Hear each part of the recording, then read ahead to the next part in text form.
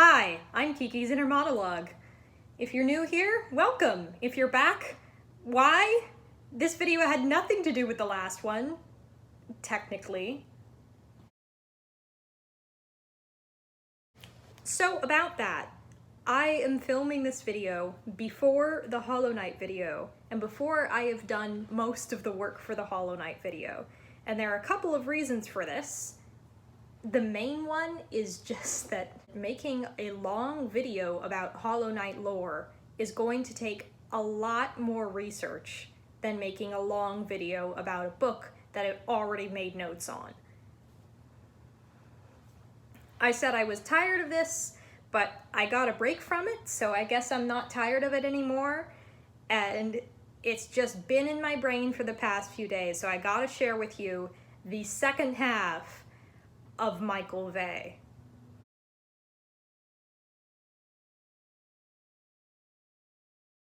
Also, I moved. I finished moving. Look at my new bookshelves. Look at my wings of paper and low-quality ink. Look at my enormous desk chair and conspicuous lack of good lighting. Not to say that the last video had good lighting. I mean, the good thing about worse lighting is that it's no longer reflecting off my glasses and making my eyes impossible to see, which I presume is some sort of advantage.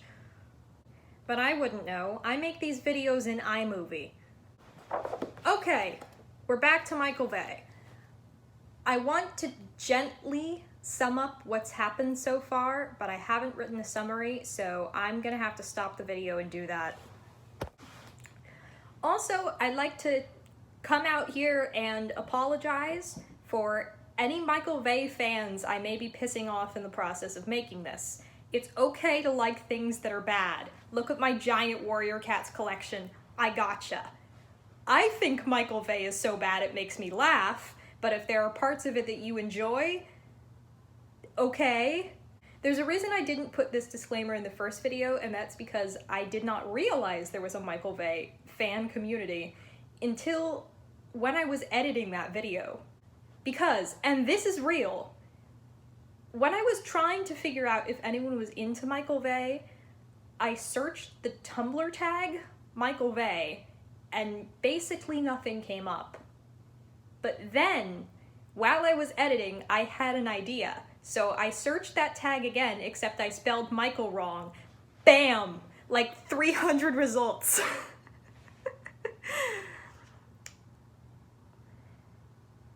If you are in the Michael Vey fandom and watching this, first of all, I kind of doubt it, because if you can't spell Michael, I don't know how you would have been able to find this video. But check on that and know how to spell the name of the book that you like. But also, no offense to you. I hate this book and this author, not you. And if you're not in the Michael Vey fandom, please enjoy this to its fullest capacity. Also, yes, I wrote a summary, here we go. Michael Vey is 14 years old and he lives with his single mom, Sharon, in Meridian, Idaho. He has a best friend whose name is Austin, who is described repeatedly as smart and whose personality is that he's fat. Michael also gets bullied by these guys named Jack, Mitchell, and Wade, who will come back, I promise. It turns out Michael has secret electric powers, which he uses to tase these bullies in what he seems to think is self-defense. He gets caught in the act by a stupidly beautiful cheerleader named Taylor, who also has secret electric powers. She can make people forget what they're talking about. She can also read somebody's mind if she's touching them. Michael and Taylor have really close birthdays, and they were born in the same hospital in Pasadena, California, so Austin starts looking up their birth records trying to find out more about their powers. He and Taylor discover that there was an off-brand MRI in that hospital that was put there by a company called Elgen, which during that very specific period killed a bunch of newborn babies. The machine did. And only 17 babies ended up surviving, and Michael and Taylor are 2 of those. The bad guys are tracking who visits the birth record website somehow, and through this information they find Taylor and Michael. In order to lure them in, they give them brochures for a stupidly prestigious full-time scholarship to a fake school. And then within days, not even waiting to see what happens with that, they kidnap Taylor and Michael's mom, but not Michael, even though he was right there and they could have, and I still don't understand why. Taylor gets taken to California, where the bad guy, Dr. Hatch, who's the CEO of Elgen, introduces her to her twin sister, Tara. And yeah, that's where we left off, so we're gonna pick up from that in chapter 22 at the very beginning of part 3. The chapter is called The Revelation. We're back to Michael's perspective, and of course, straight away, we get a sentence with the wrong grammar. First sentence in this video, and it's wrong. One thing I knew about Austin, if he didn't understand something, his brain attacked it without ceasing, comparing facts and calculating figures with the intensity of a computer processing chip. Wrong in so many ways, I don't even know how to start. The grammar's wrong, there's too many commas. Just change the sentence order here or make it 2 sentences. There's too much information here. Trying to imply that Austin is doing math when in fact he's just figuring out something really obvious they should have known ages ago. The whole thing. In the next sentence, we get 9:30 spelled out in letters. I don't know what to tell you. Austin figures out that the plot of this book is not as interesting as it could have been. Namely, he figures out that instead of a big company that's trying to silence witnesses about a secret conspiracy that they were involved in many years ago where a bunch of babies died, actually what's happening is that they're just trying to find the superpowered kids. They just figured this out, yes. Austin says, it's because they don't care about the records. They're not trying to hide the information, they're looking for the survivors. And when they found Taylor, they found you. The back of one of my pins just fell off. I'm not wearing my Cosmere pins because they're still in a moving box. I said I was finished moving, psych, I'm not. I just unpacked my books first because I'm that kind of nerd. Essentially, Austin has figured out the bad guys using the spider were looking specifically for Michael and Taylor, something we were told in the prologue and kind of just assumed throughout the rest of the book, especially when they kidnapped Taylor. And they're not trying to keep the records secret, which they should be, but whatever. The records were bait, essentially, for this whole situation. Austin suggests that maybe all 17 of the children who survived had powers. This is true.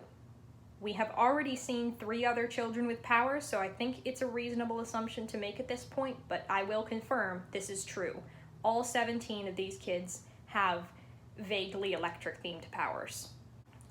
They also realized not only were the records bait, but the guy who was trying to rob Michael, who was pointing a gun at his mom, that was also fake. Like, the entire thing was bait to get Michael to shock someone so that the bad guy could see what his powers were like. After finding this out, Michael asks a very reasonable question. So why did they take my mom and not me? I don't know. Austin's response is apparently they were loading them into the truck one at a time, and they did his mom first for some reason, even though they were both unconscious and Michael is the more valuable asset. I don't know. I don't know.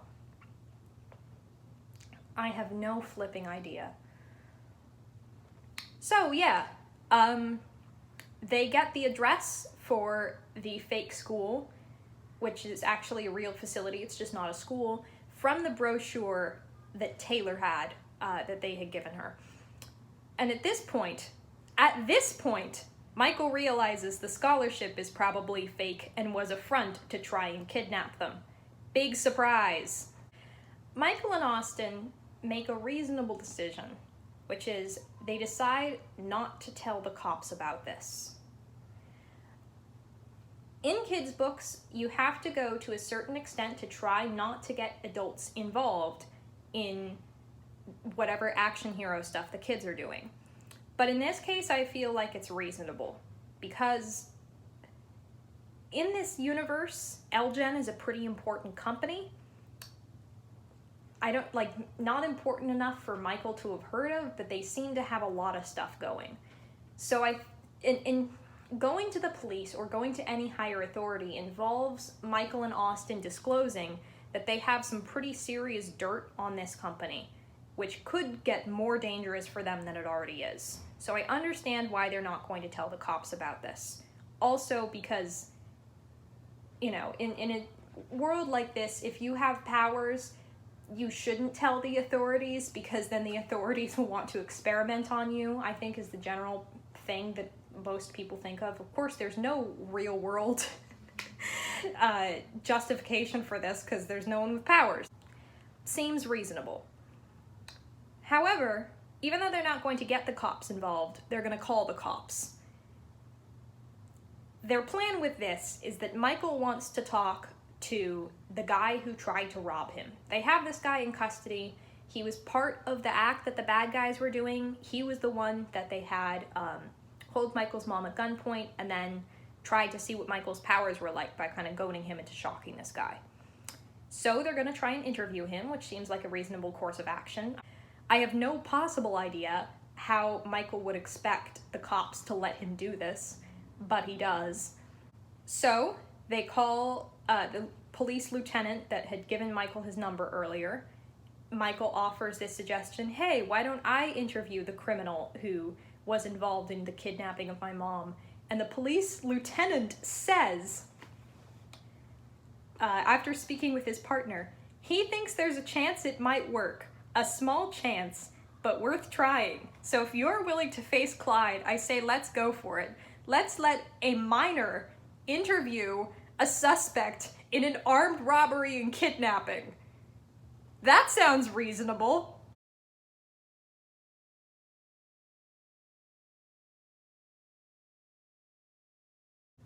Anyway, that's the next step.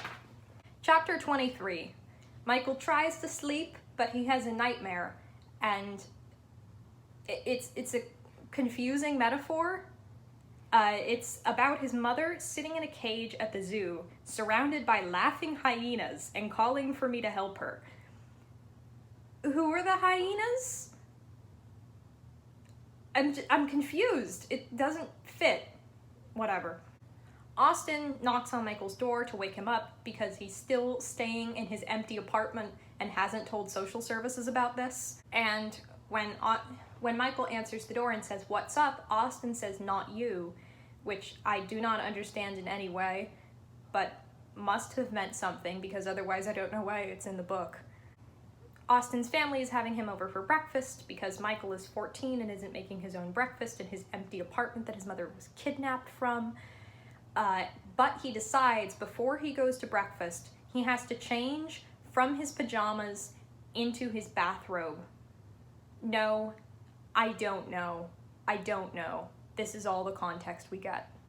So he gets to breakfast. Austin's mom asks if he wants ketchup on his eggs, so that's a great start already. We get gratuitous references to Austin's parents as Mr. and Mrs. Liss, so much so that it gets confusing. Austin's mom asks Michael if he wants help on some house things and if she can do his laundry, and he says no, and then admits that he's been wearing the same clothes for 3 days, even though right now he's wearing a bathrobe. We just found that out. I don't know what's going on. So since Michael is 15 and apparently has not started learning to drive yet, even though you can in Idaho at that age,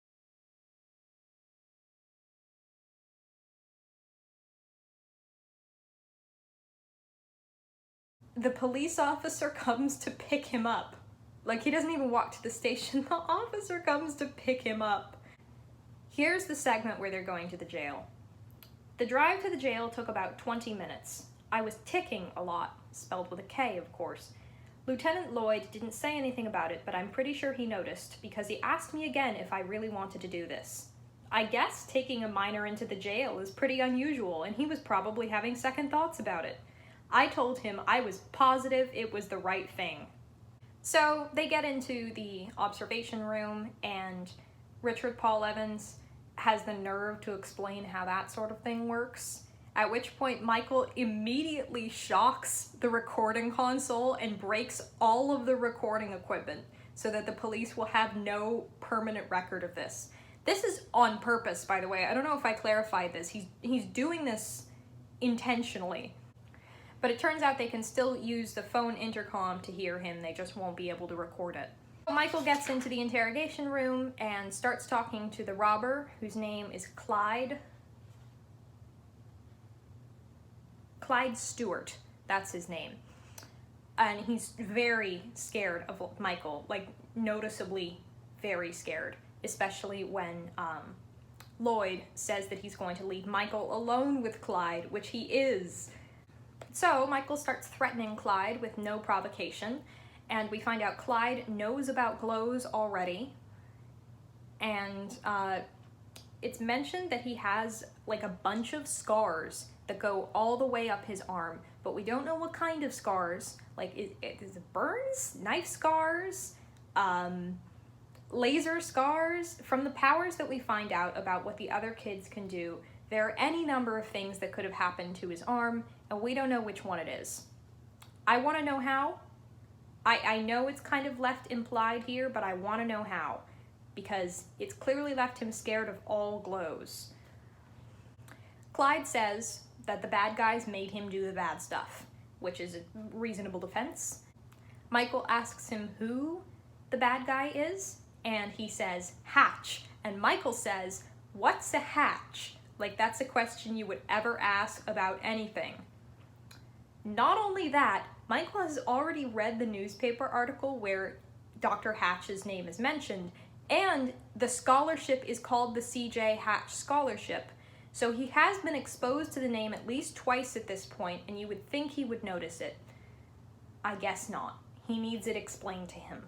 We find out that these bad guys are very evil, a whole nasty bunch, and they're very rich. They have private jets and hidden compounds. They're all over the world, and the U.S. Marine Corps couldn't stop them.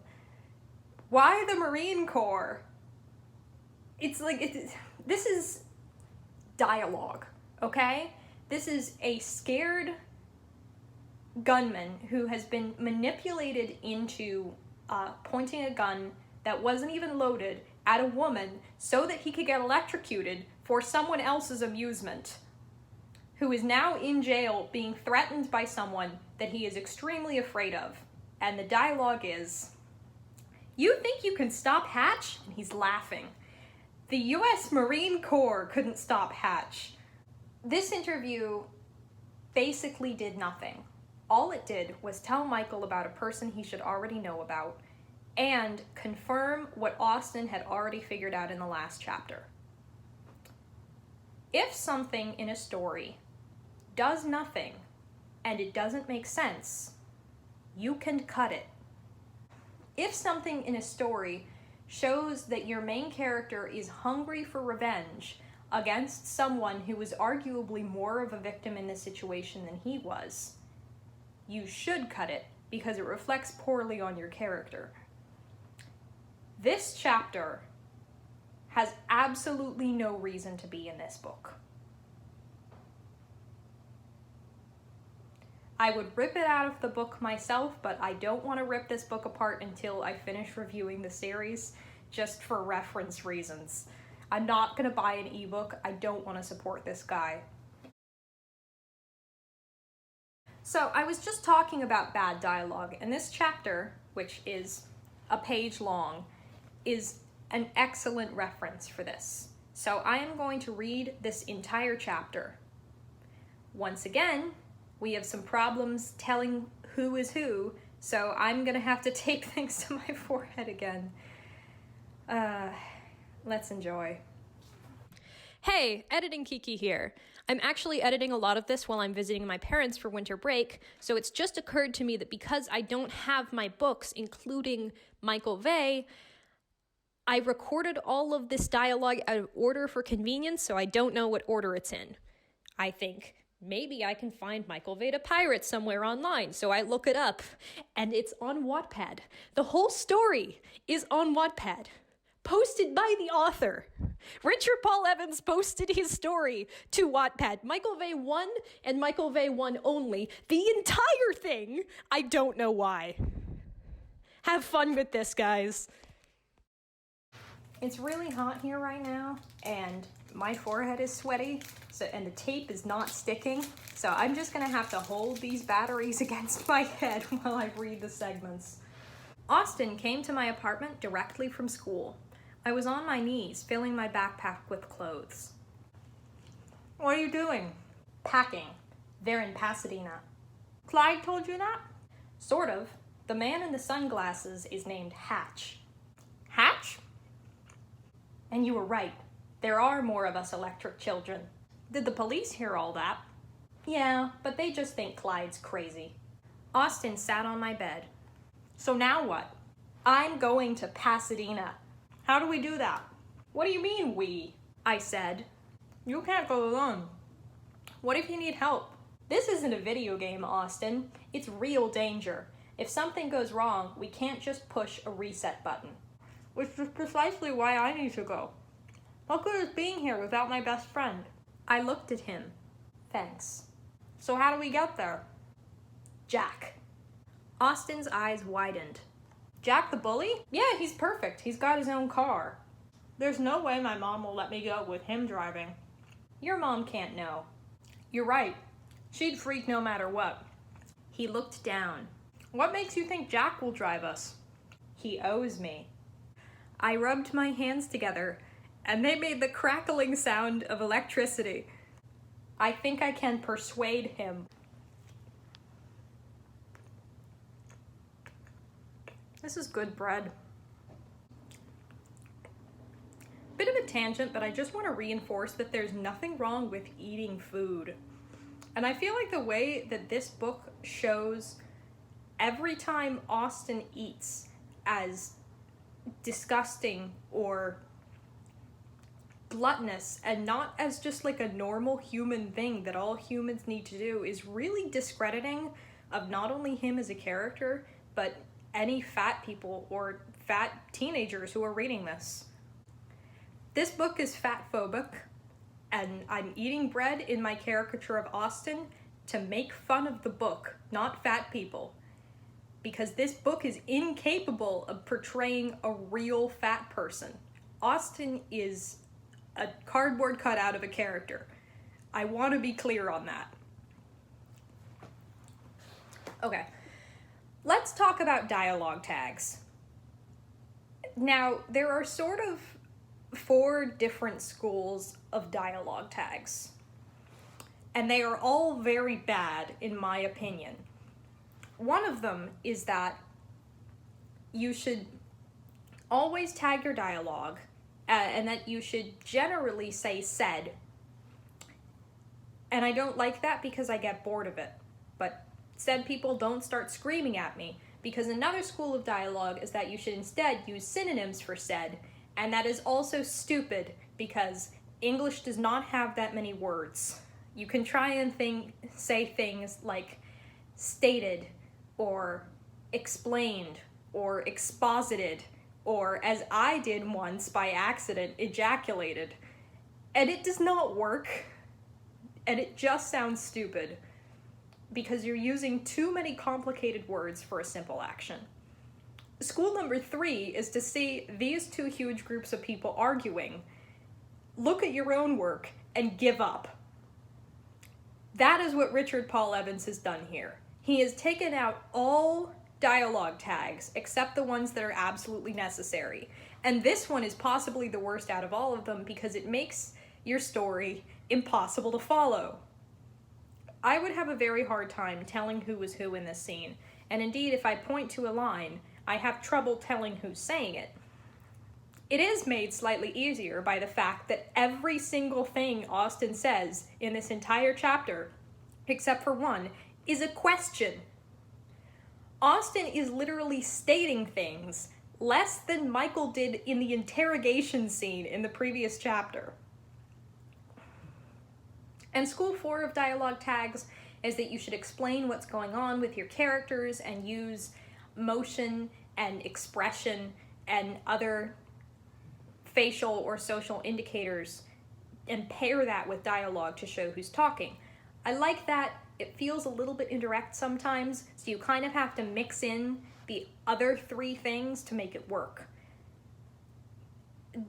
In my opinion, and this is my opinion, there are a lot of people yelling about this.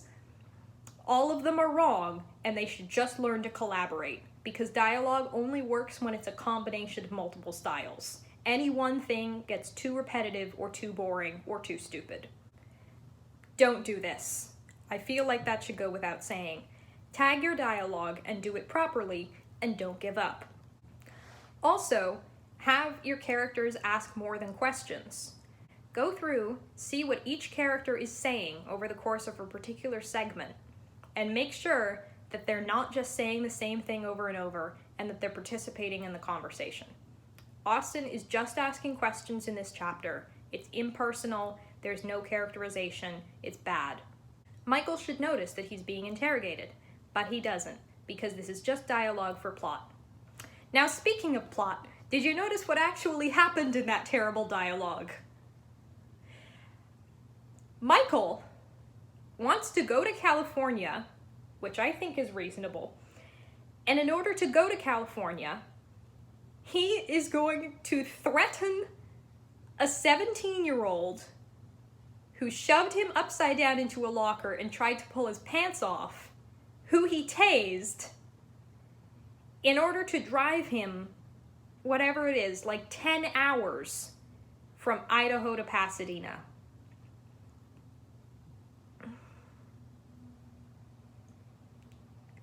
Why Jack?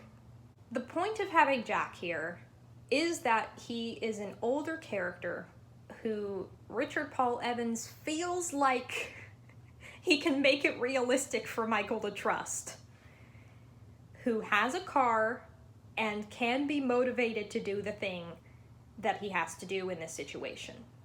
Michael has to have someone drive him to California. This is an important part of the plot. For some reason, Richard Paul Evans decided to make Jack this role instead of making a new character. I had this idea while I was thinking about this book that would fix two problems at once. I love ideas that would fix two problems at once. They love those kinds of things in physics. Just look at axions and inflation. This would provide a hell of a better dynamic than Michael and the guy who tried to pull his pants off. I'll elaborate later. It took so long to record this video, not edit, that too, but record, that I forgot I had already explained it in my outro. Oops. Chapter 25, Tara. This is the third chapter in a row named after a character. The last two were Jack, even though Jack wasn't in that chapter, and Clyde. This is back to Taylor's perspective, and Tara shows up in her room. Tara talks very casually. I kind of like this because it helps distinguish her voice from everybody else's voice in the context of this and future chapters, but it's also a very out-of-touch way to write someone who's supposed to be a hip teenager. So balance the scales, you know. Apparently, potassium is really good for your powers if you have electric powers. So they eat a lot of bananas at the complex. Taylor says she feels a natural kinship to Tara, which is why they're talking about bananas immediately and not dead babies and conspiracies and kidnapping. So I guess they're getting along. Tara says, "You must feel like you fell down the rabbit hole." And Taylor, once again, doesn't understand basic English. Where did this girl get educated? Oh, right, Idaho. That makes sense. Tara says it's not so bad, and Taylor responds with a whole litany of nonsense. She refers to Nichelle as a goth chick, which I have several problems with. First off, you don't need to capitalize goth, and goth was not capitalized earlier in this book, so I don't know why he feels the need to capitalize it now. And second of all, 15-year-old girls do not use the word chick. That is something that adult men use, and maybe older male teenagers trying to sound cool. Tara responds by swaying. No, I don't know how or why. She continues to call Taylor sis, which is not something I've ever heard, but I don't have a sibling, so maybe. But apparently, Tara has known that she's had a sister for like a long time, and she's really, really wanted to meet her for a while. because turns out Tara also doesn't have any friends.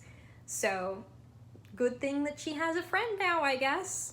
Tara gets Taylor very excited about this awesome compound where they're doing research that will save lives.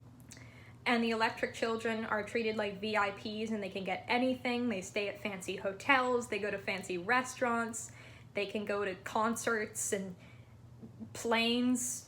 No, they can't have planes, but they can have diamond bracelets, which explains why Michelle has a diamond collar. And Taylor doesn't know what a concierge is because, yeah.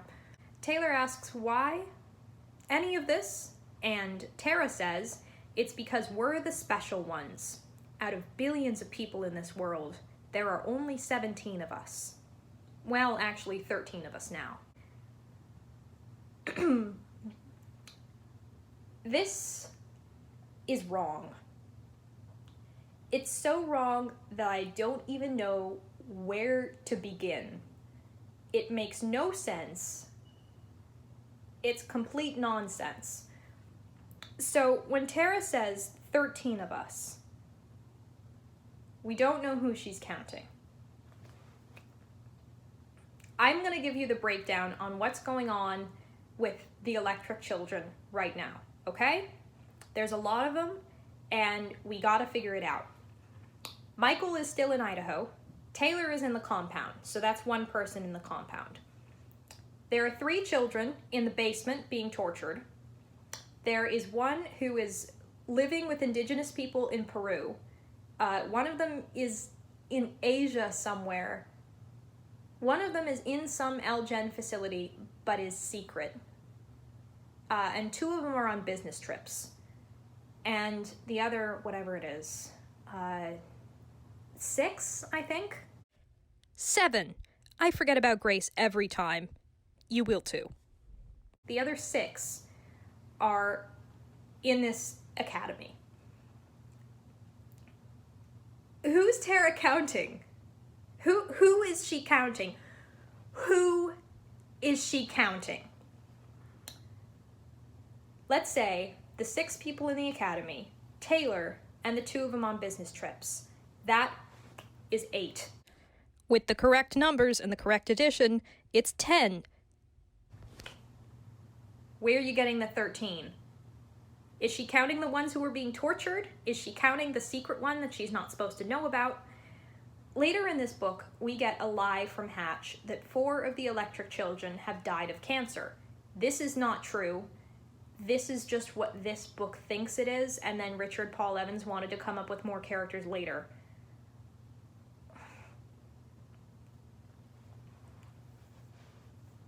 I'm actually losing my mind trying to figure out what happened here. Did he say in this book that 4 of the children died and then had to change other characters' dialogue to make it seem like that was true, even though he knew it wasn't?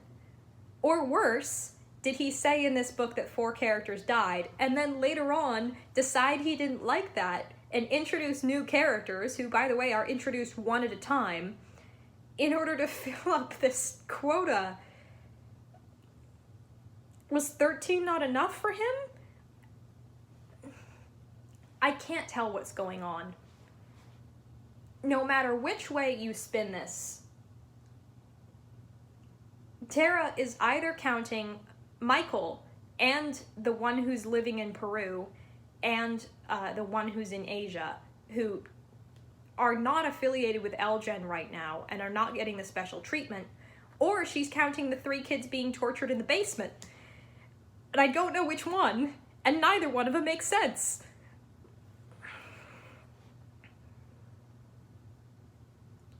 Whatever. I have to move on. I can't spend all my time thinking about this. It's a mistake. I don't know which kind of mistake, but it's absolutely a mistake. Nonetheless, because Taylor is one of the special 7, 13, 17, minus 3, she gets whatever she wants, except she's not allowed to go home. And the reason that Taylor comes for this is that Elgen Corporation has to protect themselves and the money that they've invested, which I don't understand, but Taylor does, which is a first. Okay, we're finally finding out another of the Glow's powers. I kind of like this. Tara's power is also mind-themed, like Taylor's and several of the other people. Tara can make people feel emotions. Yes, it's like allomancy, but bullshit. I think there's a character in Twilight who can do this, but I haven't read that book. So she can make people feel happy or scared, and she knows specifically what parts of the brain she's stimulating and is able to do this at a distance without touching them. And she says her powers are like Taylor's but more refined, but I can't understand that because Tara can't reboot people. We never see her being able to do that at all.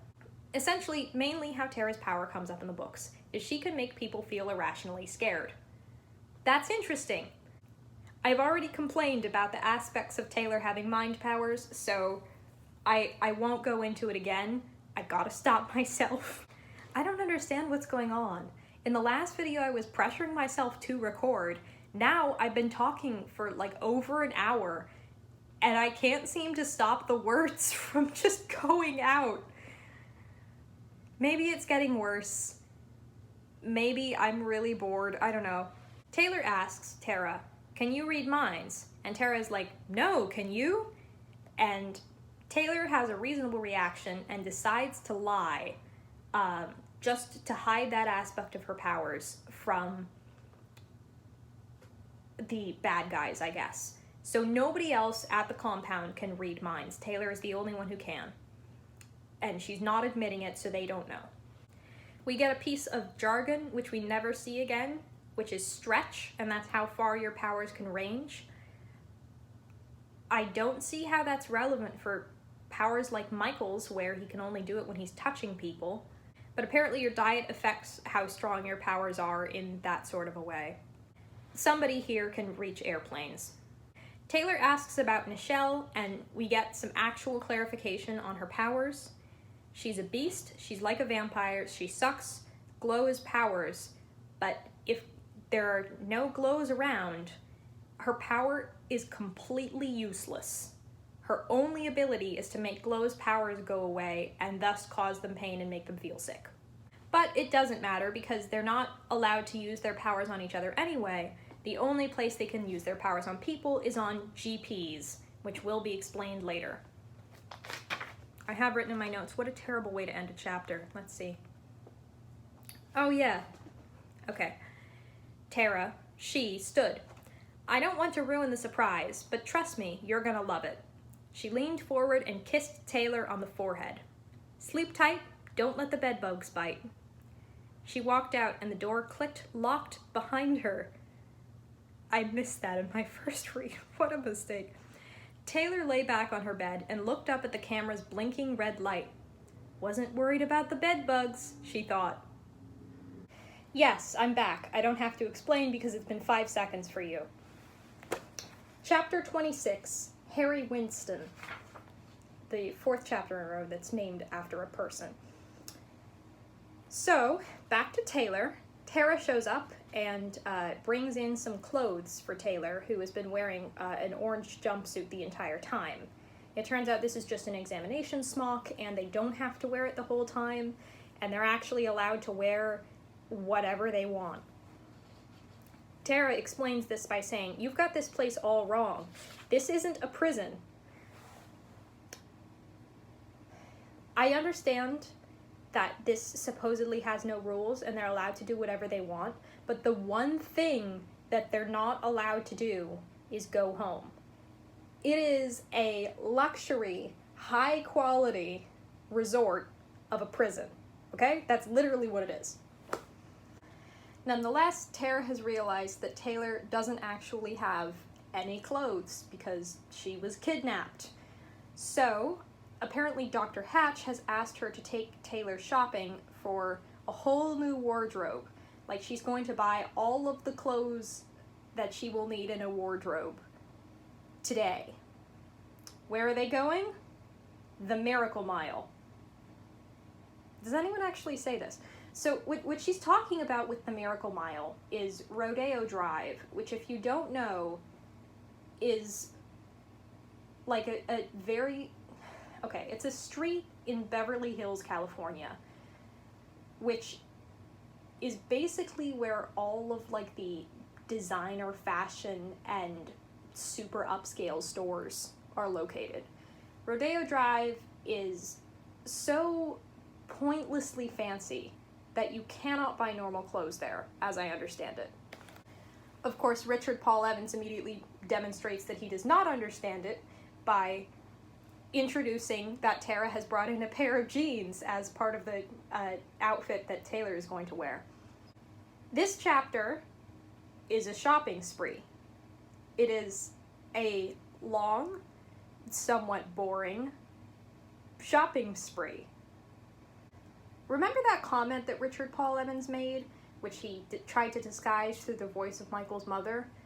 That is, that women are all the same. We like clothes and jewelry and flowers. This is very much that. We'll see.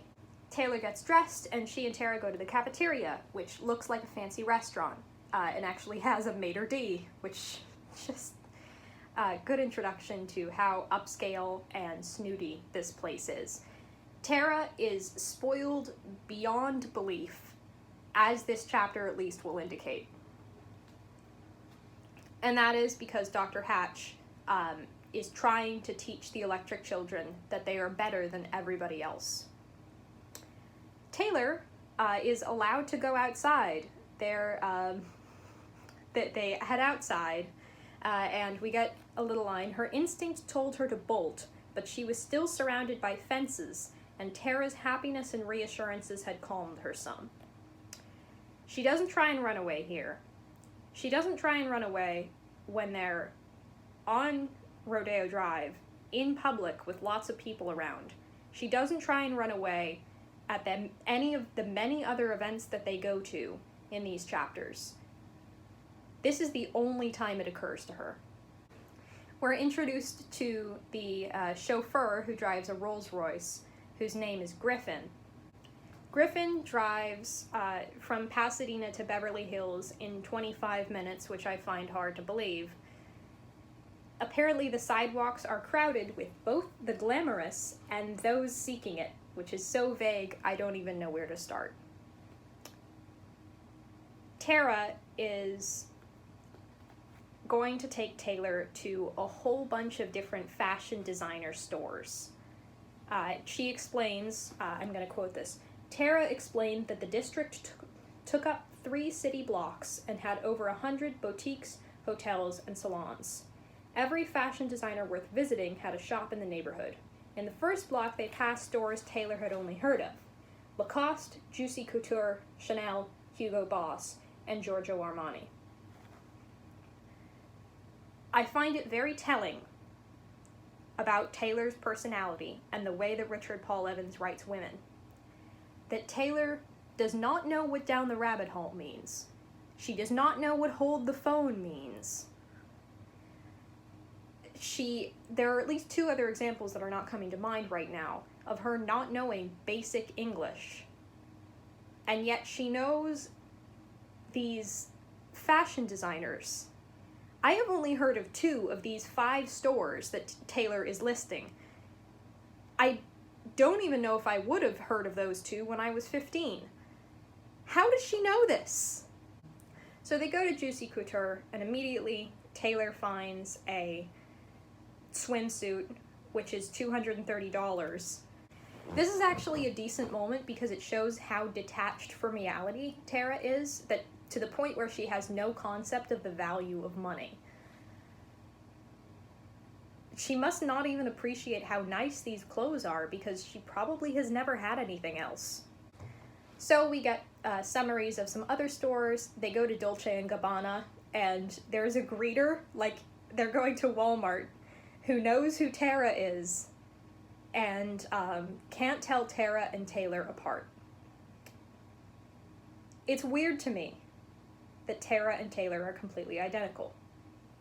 I have friends who are identical twins. I know a couple of groups of identical twins, I've always been able to tell them apart, not from their faces. I'm specifically bad at telling people from their faces. The way you tell them apart is based on like hairstyle and mannerisms and clothes and even their height. Just makes it obvious who's who. I find it difficult to believe that Taylor, who has been living in Idaho for 15 years, and Tara, who has been getting clothes from Rodeo Drive this entire time and eating the absolute best food that she could and like getting professional skincare and hair care treatments probably, looks exactly the same as Taylor. I think we should have a bit about maybe how like Tara's hair is long and glossy and Taylor feels inadequate around her, or how Taylor is embarrassed about having a zit because Tara's skin is absolutely perfect. Anything like that would be a good indicator. Besides, Tara is a snooty, selfish, spoiled piece of shit, and Taylor is a innocent, stupid girl. You could tell them apart without even needing them to speak. To my understanding, based on the twins I've known, it actually takes a bit of work for twins to maintain that fully identical image, and that's only if they want to. This is weird. So the Dolce & Gabbana greeter knows Tara and takes them to the dressing rooms immediately and starts giving them clothes, where they spend more than $5,000, but don't worry, the chauffeur is carrying their shopping bags. Not all of this is bad. I think it's illustrative. I'm just bored because I'm not interested in clothes. We do get a bit of a difference between Taylor and Tara. Even though they were the identical age, Taylor thought Tara acted more like a 21-year-old than a 15-year-old. She knew her way around the stores. I don't know. This doesn't seem like maturity to me at all. But maybe Taylor's in awe. If so, he should be saying so. Taylor gets nervous about the ridiculous amount of money that they're spending, and Tara says, "Don't worry about it, because I have a really high credit limit." Taylor is extremely impressed by this. Tara says, "Far cry from Preston Street, eh?" Which is the street where Taylor lived. And apparently Tara asked specifically for this joke. Like, Tara had to go ask Dr. Hatch, "Hey, what street did Taylor live on?" And he told her, and then she just kept it in her pocket until now. A few minutes later, which is the transition, they are in Tiffany and Company. That's verbatim. Apparently Taylor is not allowed to buy jewelry, which we'll find out more about later.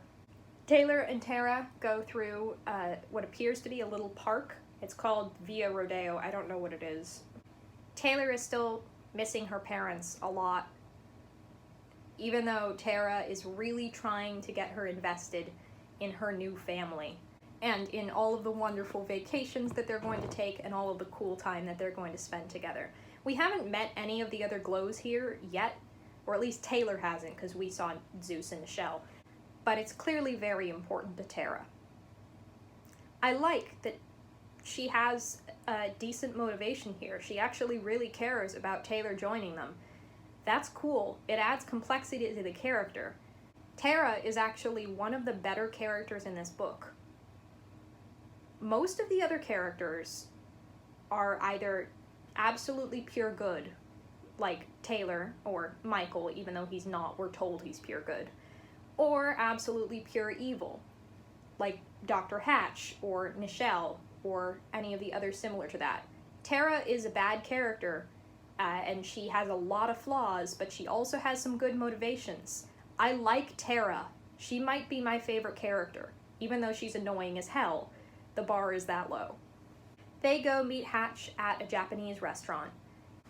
This is kind of implied to be a very, very fancy restaurant. The waiters are wearing kimonos. It's like a sushi restaurant in Beverly Hills. It's super upscale. They don't have reservations, but Tara tells the hostess, "We're from the Elgen Academy," and the hostess immediately apologizes and then brings them in.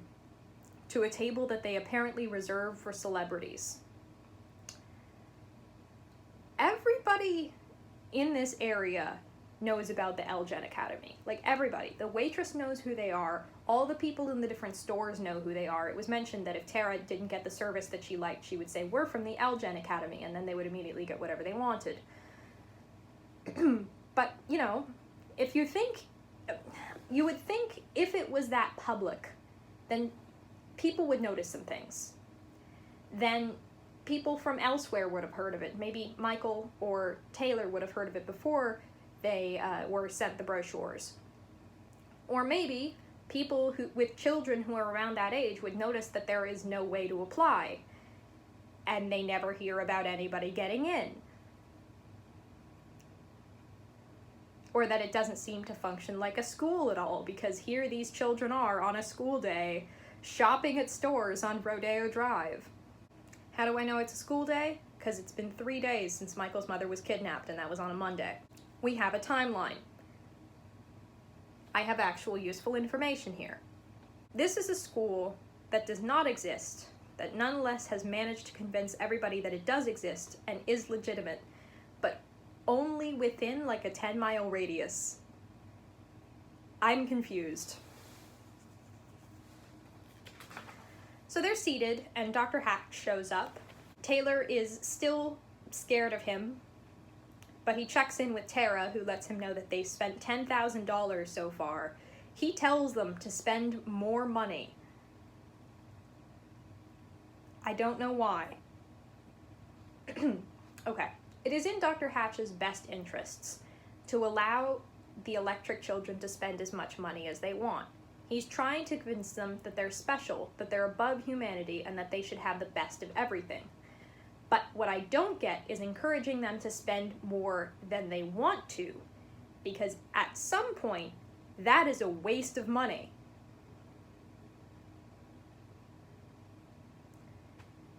It is true that companies like this usually have a lot of money, but they get to that point because they are very careful with how they allocate it. They do not waste money on pointless purchases. They do not waste money paying their own employees. And they definitely would not waste money telling their own assets to buy 3 of the same outfit, which is something Tara actually did in this chapter. They start enjoying the gyoza, which in my opinion is food too good for any of these characters to deserve. And then they try out the sushi. And Tara makes a comment about how Taylor probably didn't get sushi this good in Idaho. Taylor says sushi is kind of expensive. That's a weird reason to me. Look, there is sushi in Idaho, okay? It's terrible. It sucks ass. It is potentially the worst sushi you could get anywhere unless you like go to Nebraska. Idaho is not a coastal state, and nobody there actually knows how to make sushi, so it's pretty bad.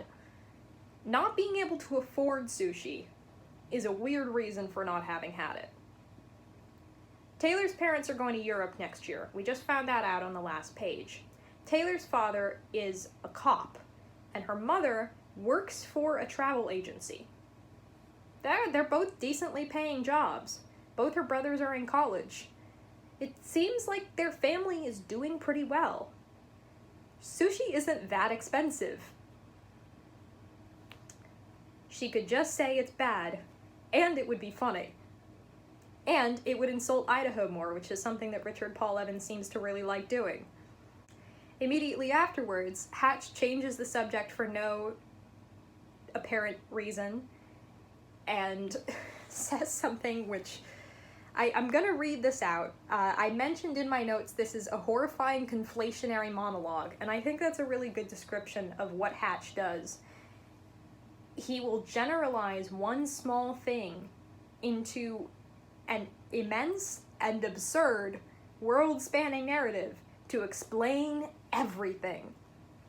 I'm gonna read the whole thing. It's 2 paragraphs. Taylor's right. It is just food. And besides, want is a thing of the past. From now on, you're going to experience things you've only dreamed of. And you're going to travel to places you've only imagined. Bali, Nepal, Moscow, Paris, Rome. And that's just the beginning. We have a student traveling right now from London to Dubai. It's a brave new world, Taylor. A brave new world with endless opportunities. Think of it. Every day, billions of people wake up to lives of desperation, some just hoping to survive another miserable day. Those few with enough to eat are hoping their lives might mean something, hoping their dreams and existence won't just blow away with the sands of time. But not you. Not anymore. What we do at the Academy, what you do as one of the chosen, will endure. Someday, people will read books about you. You will be talked about and discussed, just like the early pioneers and explorers in today's textbooks. You are Christopher Columbus, Marco Polo, and Neil Armstrong, all in one. If you're trying to convince somebody that they're better than everyone else, and that they should use their powers for personal gain and not to help people, then don't reinforce that some people need help. This is literally the argument that people use to try and encourage activism. Billions of people wake up to lives of desperation. Yes, but Hatch is just saying you're better than them, and you shouldn't care, because he's so deep inside his own world that he doesn't understand his propaganda doesn't work except on 4-year-olds. And I'm not saying that to insult 4-year-olds. That's about the age that some of the glows were when he found them and indoctrinated them. Apparently, though, this hits Taylor because she's always wanted to be famous. That's what's important to her.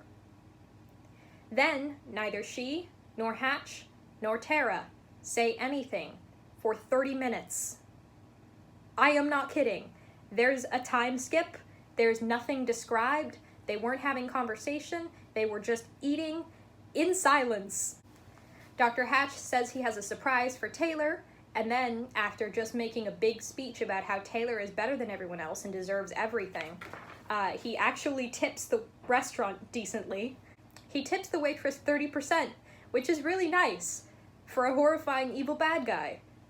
They walk to a store called Harry Winston, which is a jeweler. Taylor already knows this because apparently it's a lyric in Diamonds Are a Girl's Best Friend.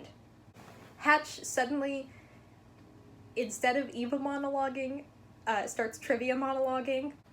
He's talking about this diamond that Harry Winston was involved with that belonged to some kings, and he says, King Louis XIV, except that the word "the" is spelled out. It's not just King Louis XIV, it's King Louis the XIV.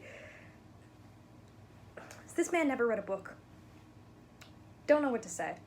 They go into Harry Winston. Hatch has some necklaces set aside already. He's prepared for this. They have 3 necklaces in particular, which Taylor tries on. These are stupid, dumbass necklaces. Excuse me. I personally have never understood the appeal, the value, or the popularity of necklaces that are just a bunch of large jewels. My brain cannot comprehend it. I think they are ugly. I would never pay the amount of money that they are supposed to be worth. It's just... they look bad. Why do people wear them? This section is not for me, because Taylor likes this kind of thing. And I'm going to recognize that, and I'm going to recognize that Taylor as a character does not need to share the opinions of me. But at the same time, Hatch does not know that. So I don't know why this is his go-to. Taylor has never displayed an interest in jewelry. And doing this is not guaranteed to get her to his side.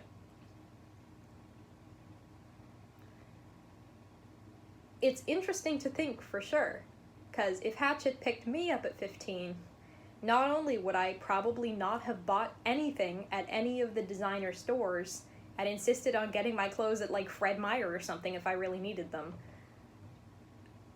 I would have probably walked out if we had gone into a jewelry store. Now, I'm not saying this because I think I would have been able to rebel against Hatch. I don't think I'm that cool. He's very powerful, and I'd be very scared. But I would not at all be convinced by him buying me things. Definitely not these things. These things are not universally appealing. It works, but there is a chance that it wouldn't have worked, and I don't understand why Hatch would take that chance. That is the point I am trying to make. The first necklace that Taylor tries on has 300 diamonds on it, 358 actually. The second one is not important in any way, as usual, and the third one is the best one. It's called Nightlife. We don't know why it's the best one, but Taylor is absolutely certain that it is. She gasped when she saw it, because the cuts alternated in a stunning pattern is the most description that we get. The pattern is good. We do get our first mention of Taylor's friends. She wondered what her friends would think if they saw her now. She missed her friends and she felt guilty for enjoying herself. I don't know if she's talking about Michael and Austin or her actual friends that she also doesn't like. We don't get any further details. Hatch prepares to buy the necklace for her, which is $168,000, and Taylor finally has some act of self-consciousness and rebellion. She does not accept this. She thinks this is a ridiculous amount of money to pay for a necklace. And while Hatch is trying to convince her, he touches her arm. This is important because Taylor now gets to read his mind. You want to know what his mind is? Darkness. As he spoke, his thoughts coursed through Taylor's mind. A chill rose up her spine, and the depth of the darkness filled her with such terror she was suddenly nauseous. I thought there might be another bit at the end of the chapter that said anything about what she'd seen. But no. Taylor's mind powers are now empathy powers, like I suggested in the first place, and the only thing she was able to tell is that he's evil. So they go back to the Elgen Academy. Chapter 27, Hitching a Ride. Michael and Austin go to find Jack to politely ask him to drive them 10 hours to Pasadena after being tased. Jack lives in a descriptively shitty neighborhood. I actually like the description. It's very visual, it's very evocative. There's a lot of cars around Jack's house because it turns out his dad is a mechanic. This is why he has a car in the first place despite being really poor, because he was able to buy an absolute ruin of one and then fix it up himself. I kind of like that. It gives him a little more character than he had before. I still wonder how he got a tattoo, given that those are kind of expensive. The reason Michael knows where Jack lives is because he found his address in the school directory. This is the thing that I've been referencing the entire time when I'm like, why don't the bad guys just look Michael up? Because he'd be in the school directory and it would have his address. So what's up with that? Jack answers the door. And Michael can see his tattoo, which we still don't know what his tattoo is, but there's one of them and it's very noticeable apparently. Michael treats him very politely and is like a friend. So Jack steps out on the porch and starts talking to them. Michael is like, I need you to drive me to Pasadena. And Jack is like, excuse me, what the hell? And Michael says, calm down, I'm not here to bully you. Michael fills him in on the situation, that he needs someone to drive him to Pasadena and he can't trust any of the adults and doesn't have parents that can help. It turns out he's taken his mom's emergency stash of $300 and is going to pay it to Jack to drive him to Pasadena. It's actually kind of a nice contrast that Taylor and Tara literally spent $10,000 in the last chapter just buying clothes, and yet in this chapter, $300 is enough to convince Jack to do this. This $300 is also going to be the way that they're going to pay for the gas, by the way. I will remind you that this is going to be a 10-hour drive. Jack reasonably suggests, hey, can I bring someone else to help me drive so I don't have to drive for 10 hours straight? And they're like, sure, and he's going to bring Wade, who's one of the other bullies, who Michael really hates. So they're gonna meet in the 7-Eleven parking lot in an hour, and Michael tries to shake on it, but Jack is still afraid of him, because this is a great dynamic. Michael goes back to his apartment building and fills Austin in on the whole situation. Austin is still worried about this whole situation and says, "Man, my mom's going to be so chapped at me." Yes, that's chapped, like chapped lips. No, I have no idea. Austin starts packing since he only has an hour, and he packs his entire backpack full of junk food because he's fat, and Michael hates his friend, and Richard Paul Evans hates his own character. In order to come up with a cover story to explain why he's mysteriously disappeared, Austin has this idea that he will write a note and stick it to Michael's door saying that his uncle showed up and is going to take him to Comic-Con. I do not know what Comic-Con, and apparently his uncle is already there, so I don't know how he even intends to use this excuse. But it's what they decide to use. Michael is also going to rely on this excuse, despite him being currently monitored by social services because his mother has been kidnapped. Okay, forget it. They go to the 7-Eleven parking lot, they meet Jack. Austin gets really upset that Wade is there because Michael didn't tell him, because Michael lied to his friend. Immediately, Wade proves that he is either a terrible person or extremely stupid by saying hello to Austin with, "Hey, I know you. I didn't recognize you with your pants on." To which Austin says, "Stay away from me," and Wade says, "Relax. That was before I found out your friend's a taser." Then he smiles. No, I don't know why. So they pick up some beef jerky, they get in the car, and Jack revs his car to show off, even though they're going cross-country. Not, like, I don't know. So they head off to Pasadena. Chapter 28, Road Trip. This chapter is also less than a page. It's kind of hard to tell because they have this style in this book where they fill up the entire top half of the page with a lightning bolt. But if you add up like this part of the chapter and the one on the last page, it is less than a page. Chapter 28, Road Trip. Jack and Michael are in the front seat talking while they're on the highway. Jack is interrogating Michael about his powers and asks a new question. "Do you know how much it hurts?" And Michael says, "Not really, I've never been shocked," which is news to everyone, including Austin and the reader. Michael, when exposed to electricity, feels good. Being shocked feels good to Michael. It boosts his powers. So he never feels pain from getting shocked, and he's immune to electrocution, apparently. When he was 4, he chewed through the vacuum cleaner's power cord, and it shorted out in his mouth, which made him stronger, apparently. Austin suggests testing this. I don't know why they haven't thought of this before. It is a good piece of information, and it does expand the magic system a little bit, but that is the only thing that happens in this chapter, and it could have been put in the last chapter. Chapter 29, According to Plan. This is a villain perspective chapter, the first in a long time. I don't mind it. I like these kinds of things. They raise the stakes. Hatch is on the phone, still talking to the evil British guy that we have no details of. He's looking at all his television monitors, his wall of flat screen TVs, which are playing different channels. And all of them are giving the same story, which is some planes that crashed just after taking off in England. Hatch did this himself on purpose.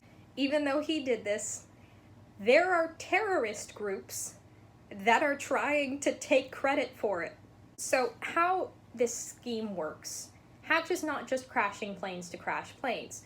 He's crashing planes to blackmail the airline company. Well, not even blackmail, he's just threatening them. And he wants them to give him a ransom. $75 million. He wants $75 million for the airline, from the airline company, to stop him from crashing their planes. I have to bring this up because it is true, and we know that Elgin has other ways to make money that don't involve killing people for no reason.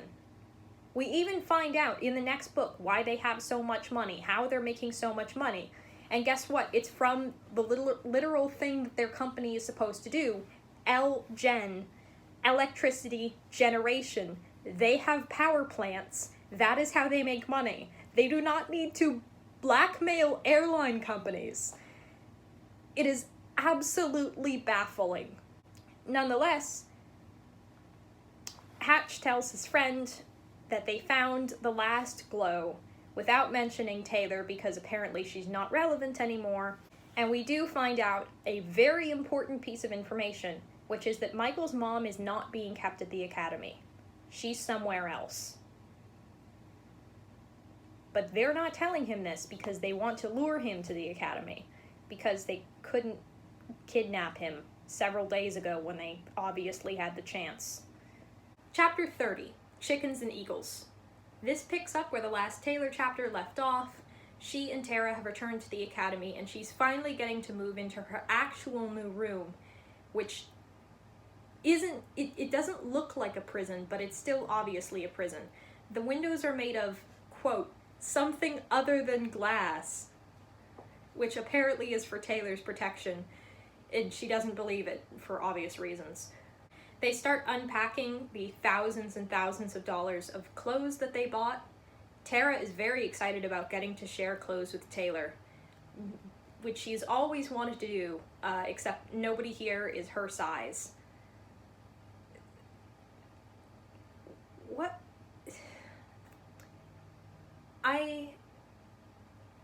Sorry, this confuses me. This confuses me. Maybe just because I wasn't girly? Maybe? Like, I can't tell what the problem is. Is it me or is it Richard Paul Evans? Why would you want to share clothes with somebody? Especially with someone like Tara, who literally can buy an extra copy of the outfit if she wants because she has unlimited money. What's the actual benefit here? How would this be fun? Why does she want to wear clothes? Why does she want to share clothes with somebody? If she wants to match clothes with Taylor because they're twins, that would make a little more sense, but still would seem kind of confusing to me. I've just realized the light isn't on. I gotta fix that. Taylor is going to have a party this night to welcome her to the academy. In response to this, when Tara mentions that she seems homesick, Taylor finally asks about Tara's family, and we get some very interesting information here. Tara's parents are dead. As she explains, "Well, I started coming to the academy when I was 6. I'd stay here all week, then sleep at home on the weekends. It was a good arrangement. Then, one day there was an accident.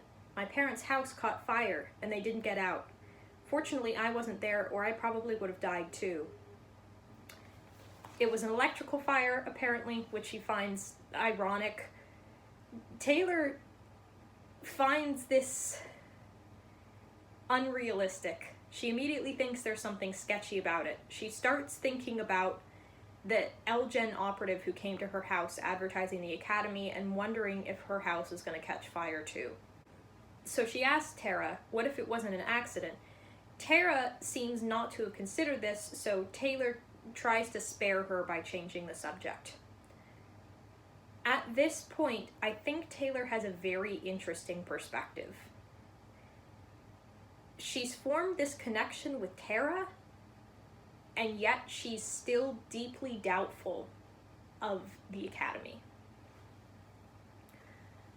This is super interesting, because as we will find out later, Tara has been completely indoctrinated.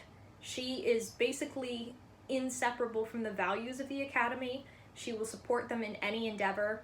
She finds them to be the true authority. She trusts Hatch deeply, and yet Taylor is making a distinction between who she should trust here.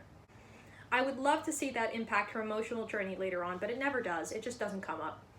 The school contract was set up so that in case anything happened, Hatch would get custody of Tara.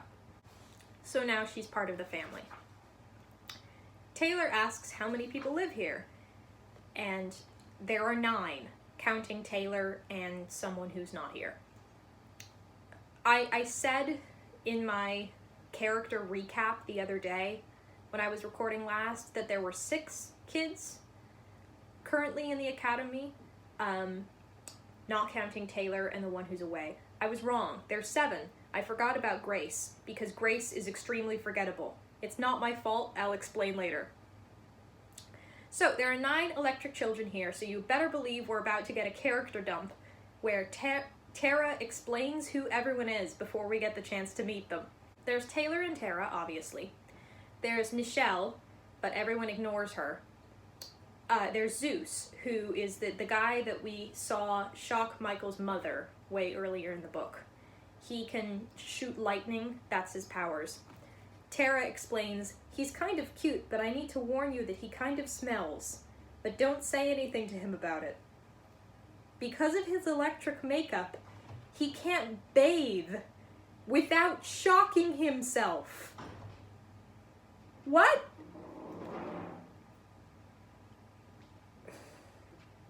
Zeus can't bathe without shocking himself. So, I don't think I even need to explain why this is stupid. People use water for many, many, many more things than taking showers. There are many, many more things that Zeus would come into contact with that are much more conductive than water, that presumably would hurt him more. Does this also mean he can't touch metal because he basically will electrocute himself? Also, I should mention, this is a solvable problem. The reason water conducts anything is because it has ions in it. The water itself isn't conductive, it's just a convenient solution in which ions, like dissolved salt, can flow and conduct electricity. Pure water that doesn't have any ions in it doesn't conduct electricity nearly as much as it does normally. They're so rich here, why don't they offer him this option? Also, is there like, can he not scrub himself down some other way? Just, this is dumb. Take it out. I don't know what I need to say. This brings up so many more questions than it needs to. It's stupid. It adds an aspect to his character that we really did not need to know. And it's just... This should not be in the book. This should not be in the book. So, right. Taylor, Tara, Nichelle, who has no friends, Zeus, who stinks. There are five other people, yes. There's Brian, who immediately we're told his race. He's Puerto Rican, big muscles. The thing is, we know that that just means that his parents are Puerto Rican, because all of these children were born in Pasadena General Hospital. That's the plot of the book, remember? So this isn't that much of a reflection on Brian's cultural heritage, so much on just that he's not white. Thank you for letting us know immediately when there's a character introduced in the book who's not white. There's also Kylie, who Tara admits was her best friend until Taylor showed up, and will probably be jealous of Taylor. There's also Quentin, who's a cute blonde. There's Tanner, who's out of the country right now on an assignment. And there's Grace. She's really shy, so it will take a while before you get to know her. There's a bit later on in the book where some of the characters are worried that Grace might be a plant. She is. She's a potted plant. She sits in the corner and does nothing. You'll see. Then Tara asks, how many of us are there? There were 17 of us in the beginning, but there's only 13 of us left, and some of them aren't in the family. Tara refuses to explain what she's talking about. Everyone has powers as well. We do get some of their powers. Zeus can throw lightning, Brian can burn through things, and Kylie is like a magnet. And everyone knows what Nichelle can do. Apparently, though, they don't talk about their powers very much because Dr. Hatch says it's like a business and employees shouldn't talk about each other's paychecks, which is the weirdest justification he could possibly use. I'm so confused as to why he would pretend that those are at all analogous. So after this 2 pages of exposition, we go to the dinner, and all of the same information is repeated. We meet Quentin, the cute blonde, who's the student body president because they have one for some reason. It's very necessary and relevant here that they have a student body president. We meet Brian, who is immature, just as Tara described. He burps just to prove that. By the way, him being able to burn through things is not lasers, it's just somehow concentrating electricity. A beam of electricity. I worked in this lab a few years ago where one of the ways that they would prepare experimental setups is by using electricity to burn a hole in a piece of Teflon so that you could then put a membrane there. This was a very gradual process. It involved shocking the exact same place repeatedly with long pauses between to let it cool down a little bit.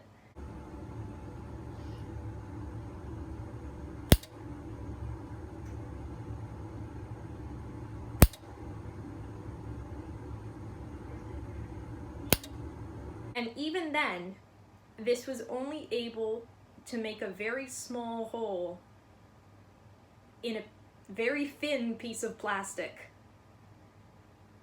If Brian does not use lasers, which he doesn't, then what kind of electricity is he concentrating to cut through things? Okay, it's not important. Zeus is there, he stinks, as we've been explained, so nobody is sitting near him. Kylie is there and says hi in a rude voice, and Grace doesn't say anything. And Nichelle also doesn't say anything and glares at Taylor because she's one-dimensionally terrible. Dr. Hatch gets there and seats Taylor in the guest of honor chair at the head of the table. Taylor has to explain to Kylie where Idaho is, and she gives a little bit too many details. Like, she tells her it's above Utah, west of Montana, which if somebody doesn't know where Idaho is, then I don't feel like that information will help. I usually say to the people who are not from the US, who are the only people who ask this question, it's kind of near where Washington is, and they get the idea. Taylor, while they're eating, starts analyzing the very high school dynamics of these people who have been a family, as Hatch says, for basically their entire lives. Quentin was definitely in charge and the most popular of them all. She guessed that Kylie and Tara had a crush on him, and Zeus seemed jealous of him. This looks like it's something, but it never comes up. Quentin is a very minor character in this book, even though he's given a lot of weight here. The food that they're eating for dinner is British. They have beef Wellington and roasted lamb and Yorkshire pudding. The dessert is going to be an English trifle. The reason they're eating British food is apparently because Hatch got good news out of the UK, which we know is several planes that he had crashed.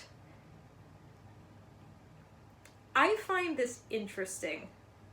It's a very good and subtle way to present Hatch as completely callous, as completely focused on business, and not at all aware or empathetic about the human cost of the deals that he's making. I kind of like it. And then he immediately says he doesn't actually like English food, so I don't understand why they're having it in the first place then. All the kids are poured $3,500 champagne. They've just turned 15 and they're having champagne for some reason. Taylor says it's because they're treated like adults. I don't actually understand what the reason is beyond impressing them. But whatever. Hatch gives a toast, which is a toast to Taylor. May our dreams be her dreams, and may all her dreams come true. What a not subtle way of saying, I hope I get what I want on someone else's special day. Hatch finally announces what the actual party part of this interaction is. They are going to a Colby Cross concert. This is Taylor's favorite singer. I think Colby Cross is a pretty good name for a fictional singer. It sounds like someone who could be successful, or something that someone who wanted to be successful would change their name to in that attempt.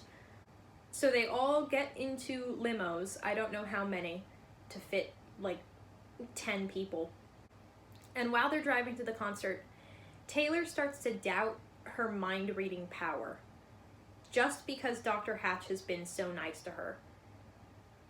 Despite all the creepy scenes where he leaned into her face to tell her something that he didn't need to lean in to tell her, and also that she was kidnapped by him, and that everyone around her is so focused on shallow, meaningless things, she has no reason at this point to doubt her powers. But she does have a lot of reasons to doubt Dr. Hatch, which is why she didn't tell him in the first place that she can read minds. Like, she doesn't trust him, right? That's why she didn't tell him that? While they're walking into the concert, Zeus bumps into a guy who insults him and says that he stinks. Zeus calls the guy's girlfriend a goat, and then the guy tries to attack him, and Zeus electrocutes the guy. Hatch gets really mad about this and sends Zeus back home immediately, where he's going to be tortured by Nichelle for a while, apparently because it's against family policy to attack people.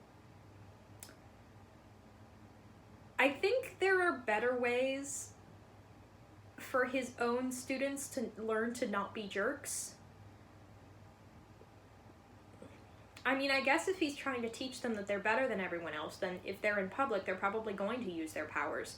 But this is just another instance in which his own indoctrination is backfiring, and he has to punish his own students in order to get them to obey him, which is supposed to be the entire point of indoctrination.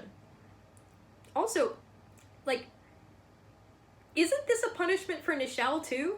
Doesn't she have to miss the concert because she's going to be torturing Zeus? Why isn't she mad about this? The man's girlfriend saw Zeus electrocute him and starts calling in the security and claiming it. But Hatch indicates to Tara that she needs to get involved, and Tara triggers an irrational fear in this woman's mind, and she starts screaming about there being snakes everywhere. The security guard thinks that this woman has overdosed, and they take her away, and the situation disappears.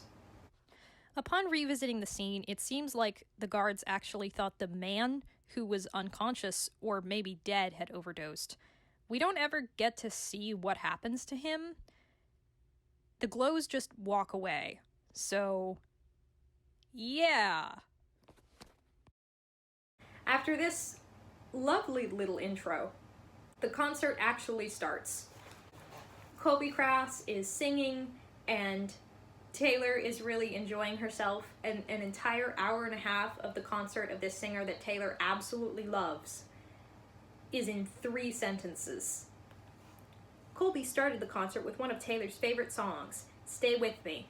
Several times the singer came to the front of the stage and reached out her hand, and Taylor actually got to touch her. After an hour and a half, the stage lights darkened for intermission. Dr. Hatch asks Taylor if she's having a good time, and as we've just seen, she replies, "More than I can say." Hatch finally starts.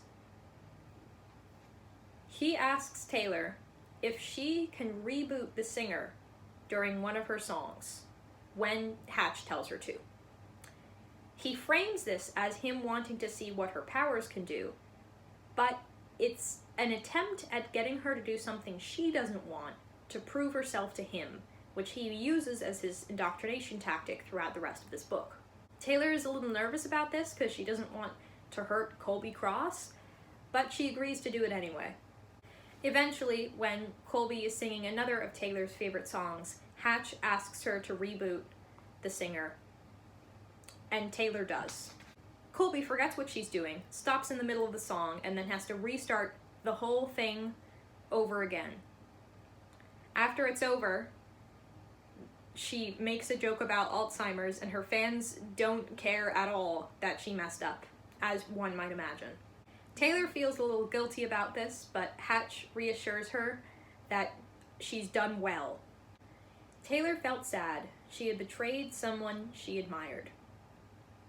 I appreciate that we get this. It shows that she has that sense of morality, that she feels bad for what she's done, and she takes it real seriously, especially considering the next thing that Hatch asks her to do, which she actually seems to consider. Back at the academy, Taylor admits to Tara what happened, and Tara recognizes, appropriately, that it's not really a big deal. Colby wasn't actually hurt. She just got mildly embarrassed in front of a whole bunch of people who already love her music. But Tara's reaction isn't quite that. It's mixed in with this sense of elitism. Her response is, "Why do you care? We're better than them." In Tara's view of things, she, as a glow, is innately better than everyone else. And Taylor is too. Taylor thinks of herself as a normal person. She doesn't think her powers make her better than any of the other people she interacts with, but that's very much the way that Tara views it. In order to show this, she tells Taylor a story from Dr. Hatch about chickens and an eagle. She takes a long time to explain this, but I'll explain it very shortly. There's a farmer who finds an eagle egg and takes it back to his chicken coop and raises it with the chickens.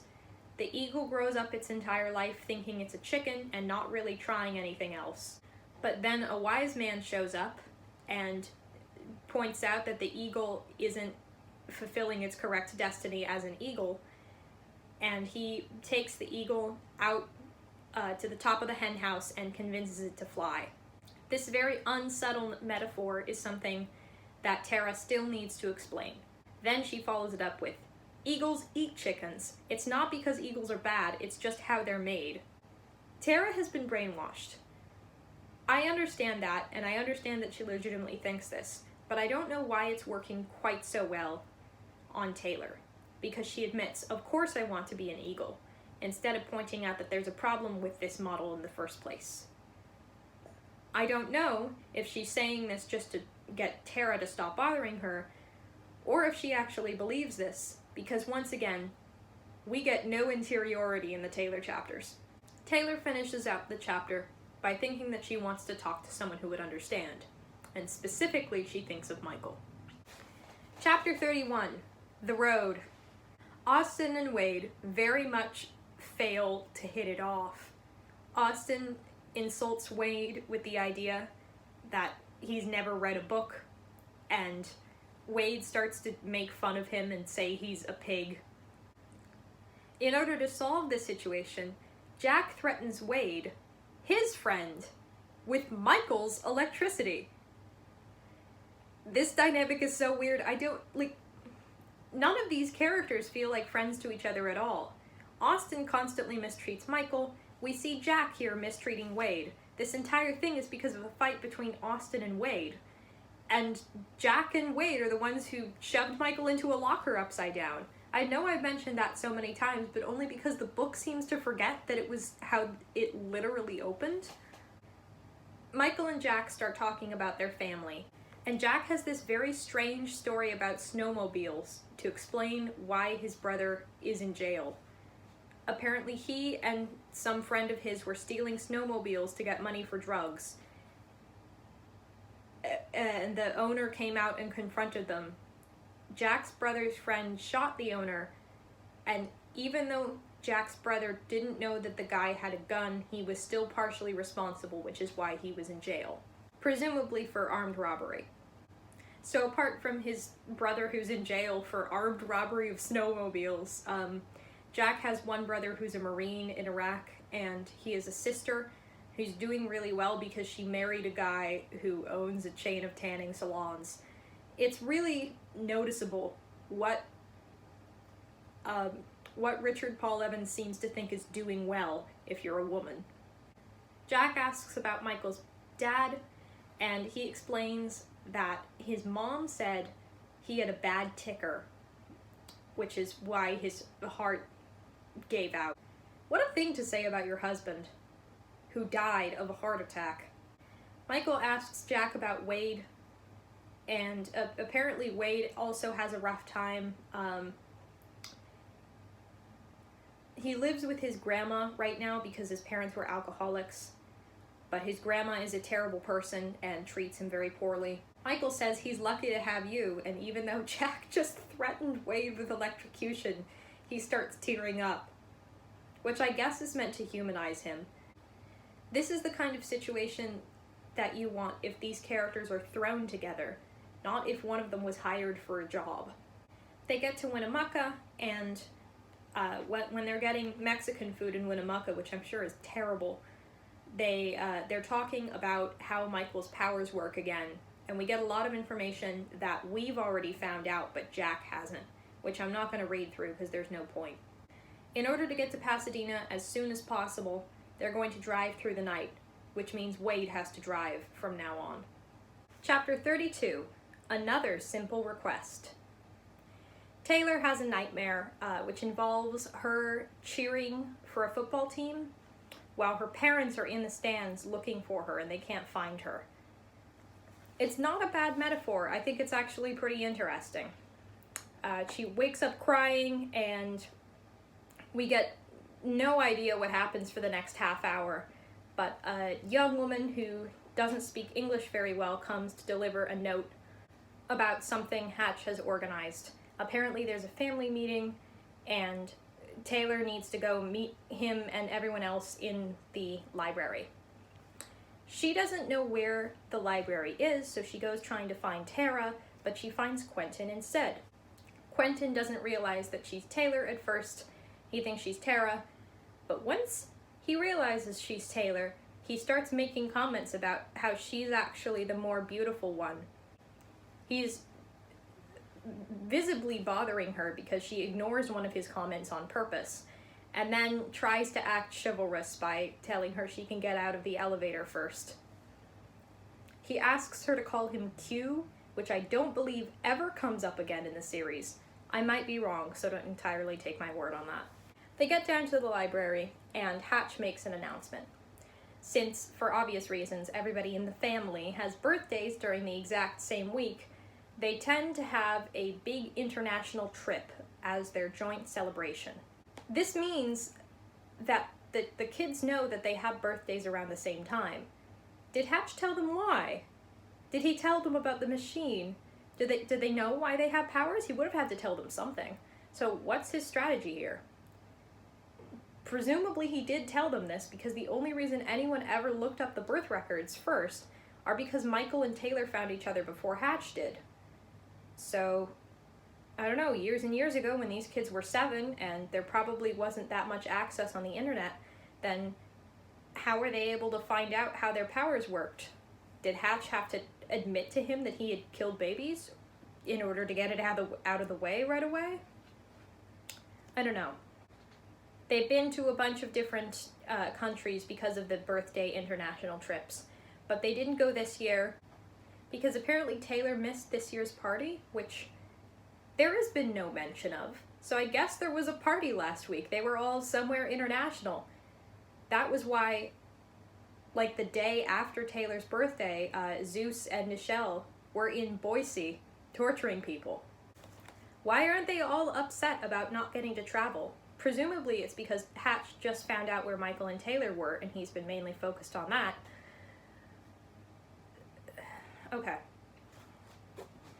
Hatch has decided to have a special party just for Taylor. So of course he chooses Taylor's absolute favorite event and a location that we know that she loves. They're going to Long Beach to watch a motorcycle competition. This isn't even like hidden characterization that we didn't find out that Taylor liked this, but Hatch did. Taylor does not know what this event is. It's a major motorcycle competition that several of the other Glows have heard of. Even Taylor has heard of it. Excuse me, even Tara has heard of it, but Taylor doesn't know what it is, and she has to have it explained to her. Anyway, everyone else is so excited about this motorcycle competition. It's called the X Games, and X stands for extreme. Immediately after Taylor finds out what the games are, Quentin asks to sit next to her, and both Tara and Kylie are immediately upset about this. Meanwhile, Hatch says Quentin can't sit next to Taylor because Hatch is going to. The thing that I'm mostly confused about here is, what world are we in that none of these characters can sit next to more than one person? You can have Hatch, Taylor, Quentin, either Tara or Kylie, and that will make the most people happy, but Hatch says no. He is going to sit next to Taylor, and will apparently be the only person sitting next to her in this presumably normal arena. Zeus is not allowed to come this time because he electrocuted someone in public, but he's at the meeting, and this was the only thing that Hatch was announcing, so did Hatch just invite him to punish him? I mean, that would be good characterization if it was established, but it wasn't established at all. He's just there, even though he doesn't need to be. They go out into the parking lot, and as they get into the limos, they're given breakfast boxes. These breakfast boxes sound really good. They're getting egg and sausage croissants, bagels, orange juice, yogurt, and a banana. I went and read ahead this part just so I knew what to expect for this chapter, and legitimately had to stop and go eat a slice of bread because reading that sentence made me so hungry. Taylor takes the opportunity while she's eating breakfast to reflect. This is about how Taylor's mom apparently often tells her that she's special, that she's going to leave her mark on the world. But Taylor doesn't feel quite right about this now. She doesn't quite trust Hatch, even though she definitely trusts Tara and Quentin. But as she's considering this, she's thinking about that time that she read Hatch's mind in a jewelry store. Could she have been mistaken? What if she was brainwashed? That line gets me. What does it mean? How could Taylor have been brainwashed to think that her powers had told her that Hatch was evil? Who is doing the brainwashing? How would that have worked? That's not even what brainwashing means. It's not like hypnosis. It's exactly what's happening to her right now, but like the other way. The limos go in through the VIP entrance. Hatch sits everyone according to his preference of how he likes his glows to be seated. And the competition in general is thoroughly summarized before the first rider is described. The motocross jumping competition was one of the most amazing things she had ever seen. Each of the riders took a turn following a course of jumps, hills, and ramps, performing stunts off each one. They not only jumped from ramp to ramp, but the riders would do acrobatics in the air. The first rider took her breath away. He was more than 80 feet in the air when he did a handstand on his motorcycle's handlebars. I think my skin is flashbacking, people. I need to close my shades.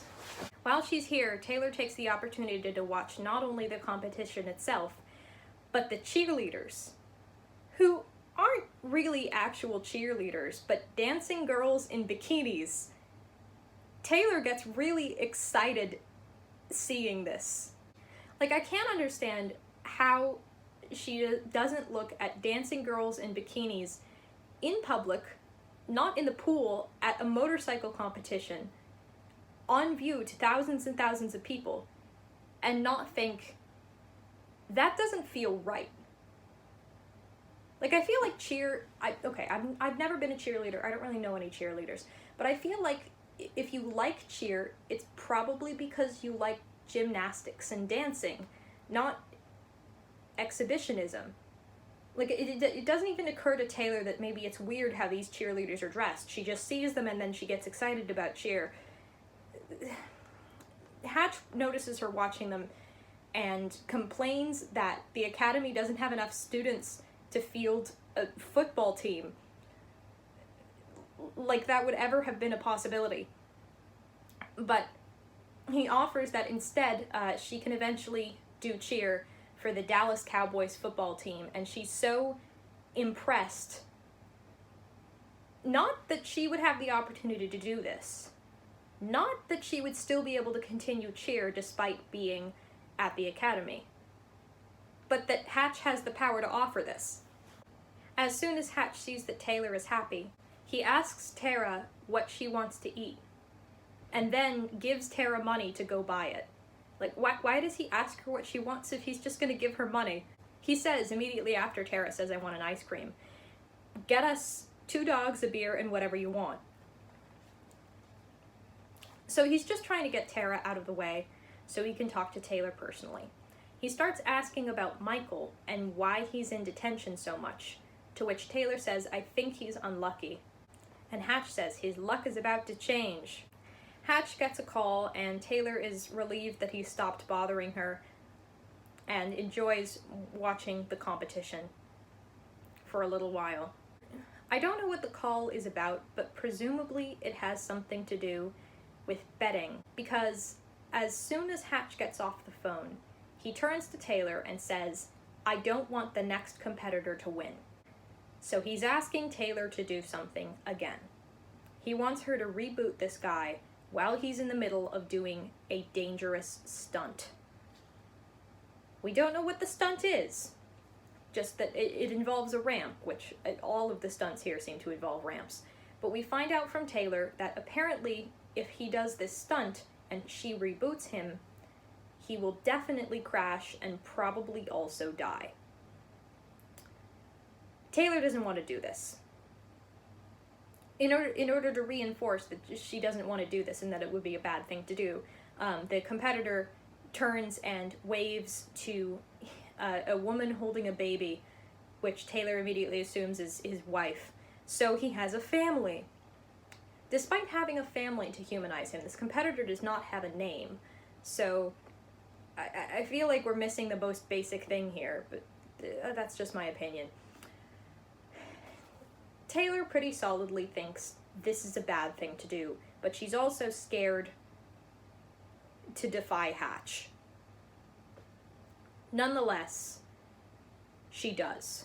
This is the first time that she actively defies Hatch and decides not to do something that he tells her to do.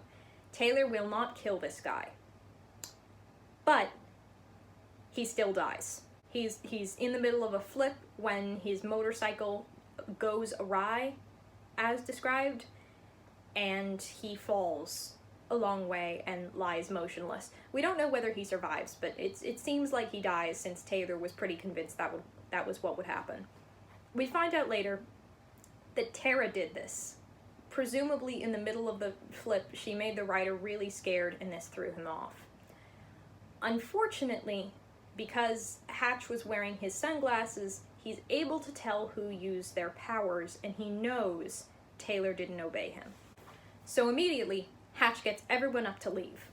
Taylor asks Tara what happened and how the guy got hurt in the first place, and Tara's response is, "So what? They're just people." I like this. It's good characterization.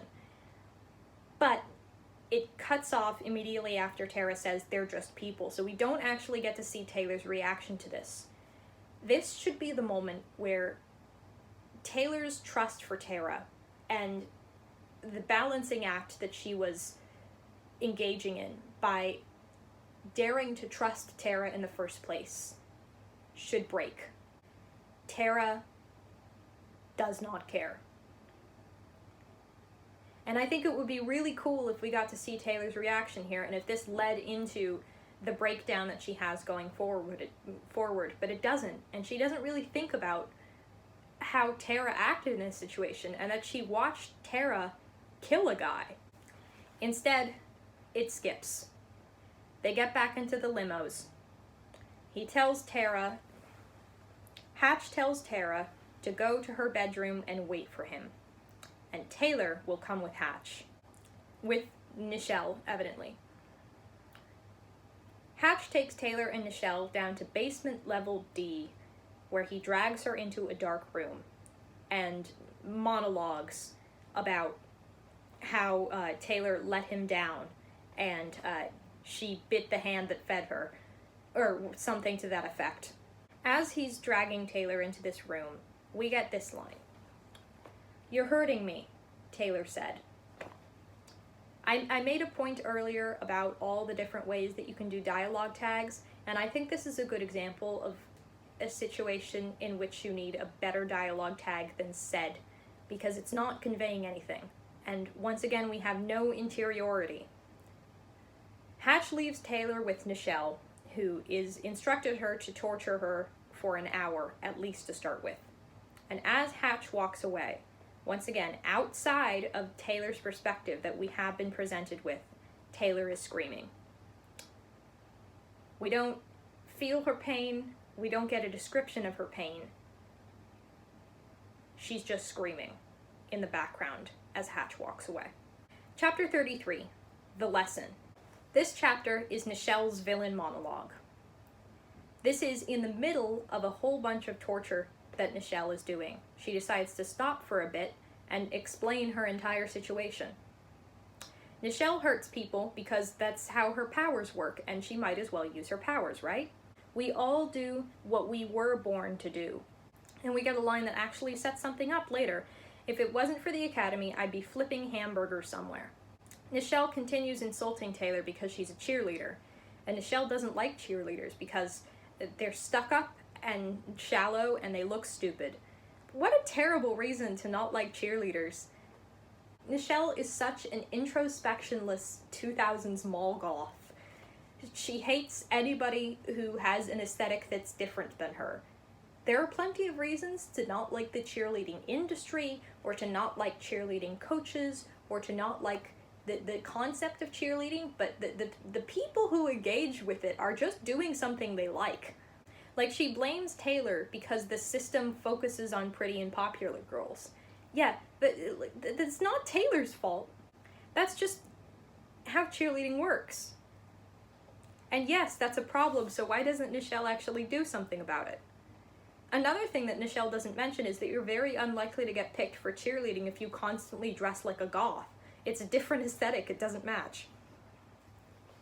Nonetheless, for this reason, Nichelle threatens to kill Taylor, which apparently she can do because her powers can go that far.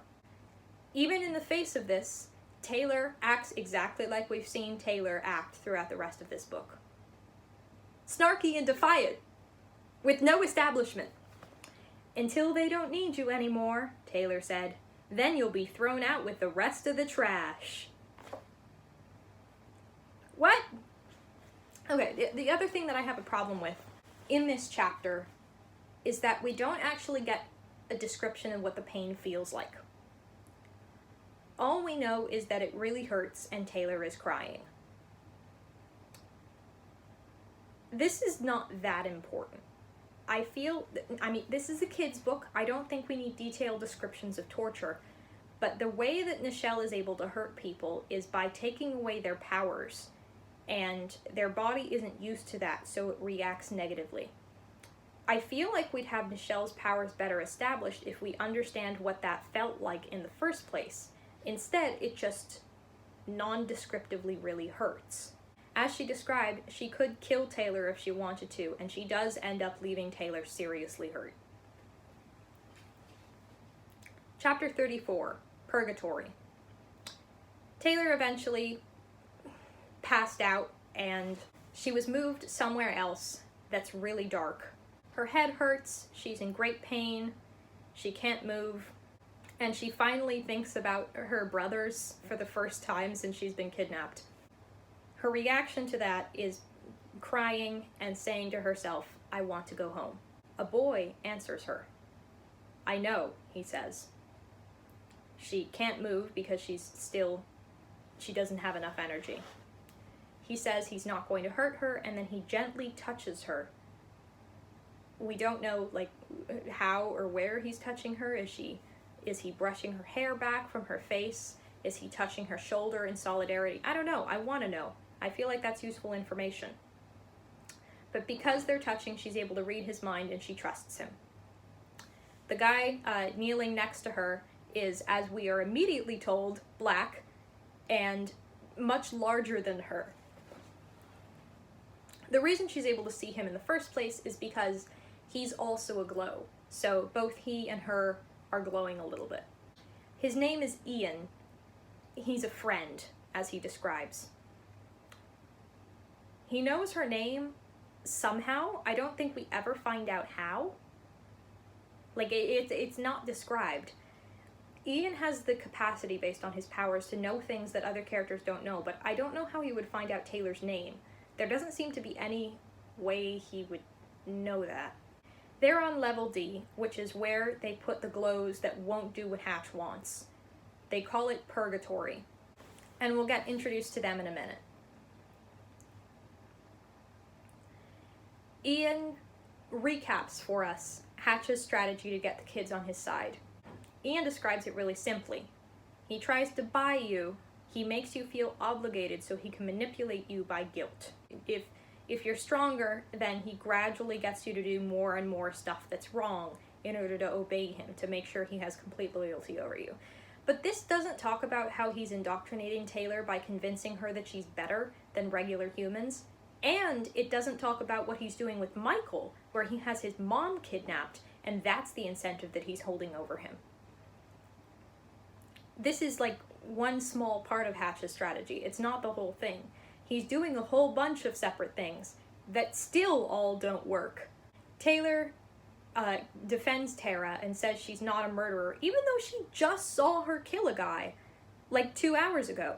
She doesn't seem to have processed that yet. That's why I'm saying we should have had that moment. That would have added to Taylor's breakdown here. It would have been much more interesting. But no. Apparently all of the electric children up there are killers. Tara, Brian, Zeus, Quentin, Grace, Kylie, Nichelle, Tanner. Now, out of those 8, half of them, 4, do not have offensive powers. Quentin, Grace, Kylie, and Nichelle would have a hard time killing someone. You could engineer ways for Quentin and Kylie to do it. Nichelle is basically impossible since her powers only work on glows. And Grace's powers have nothing to do with physical reality. So there's no way that either of them could have killed someone. How did Hatch get them to kill someone? Just, like, are they trained to shoot people or something? I'm so confused. Apparently, they're all murderers. But we never get any details on this later. We don't know who they killed or how it worked. How did Hatch convince those people to be murderers when he couldn't engineer a situation like he did with Taylor? How? We never find out. In order to refresh Taylor, Ian brings her a glass of water, which I guess is readily available in Purgatory. But I don't know. We find out about Ian's powers. This is one of my least favorite superhero tropes because it's so dumb. One of the things that you can do really well with a superhero is you can give them a weakness that they in some way use their power to counter. Even someone like Iron Man is a good example of this. Iron Man, I can't remember the lore, he has like metal in his heart somewhere, and if he doesn't constantly keep a magnet strapped to his chest, it'll kill him. But because he has like a mini power plant on his chest, he's able to use that to also have a super suit when he needs to. That's decent. That's a decent exploration of this trope. Ian and the other characters that are within his purview are a bad use of this trope. Ian is a blind guy who can see. This is like the single most common version of this trope. You see it with characters like Daredevil. I'm not that familiar with him. You see it with characters like Toph, who I actually think is very well done for different reasons.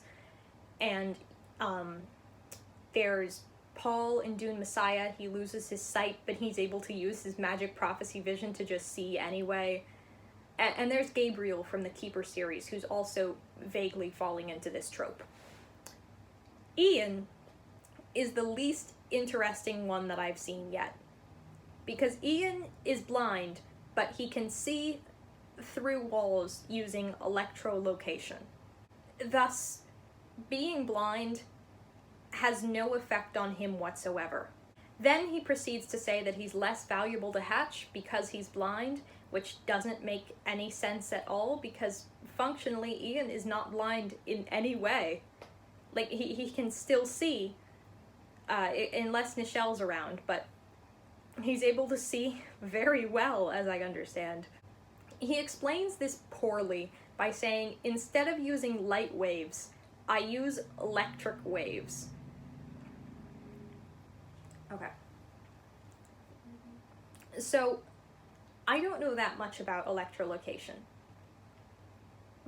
But as I understand it, the thing that he's actually using to be able to see here is disturbances in electric fields. Which is not, like, that's not waves, okay? That's not what a wave is. He could say that he's seeing using electrons, which I guess is one way to put it. More accurately, he would say that he's observing the local electric field and finding differences based on that. But also, electromagnetic waves and light waves are the same thing. That is, Richard Paul Evans doesn't know that, I guess. It just provides this unnecessary level of either redundancy or poor explanation. I don't understand which one it is, and it's both bad. So I went and looked at electrolocation to see how it works and what degree of sight it gives. This is something that electric eels use in order to notice prey that's approaching them. It allows them to see nearby objects, even when the area around them is really dark. I found nothing that indicates that they can see through walls. Also, Ian's range is ridiculous. They're in basement level D, and he can see not only to the surface, but basically the entire compound. I find that unrealistic. Once again, I'm not going to spend too much of my time rambling on about this because the powers make no sense and I don't feel like I need to explain that something is nonsense. I guess if you want to find out how nonsense it is, you're welcome to look it up yourself. But my final question here is, how did Ian end up like this? Toph and Gabriel are both my other examples of characters who are blind but have some capacity of sight anyway, and it makes sense for them. Toph from Avatar: The Last Airbender is blind. She was born blind, but the way that she can see is through earth bending. She is so sensitive with her earth magic that any vibrations in the earth she can sense and understand how someone is moving. This gives her a good number of limitations, like if someone is in the air, she can't detect them, and also she can't read because if it's flat on the paper, then she's not able to detect the shape of it. But the reason why Toph makes sense is because, like people who learn echolocation, she was able to use her powers to find a way to partially compensate her blindness. Similarly, in the Keeper series, characters bond with magical instruments that give them powers. The type of instrument that they bond with is very dependent on their personality and the way that they act.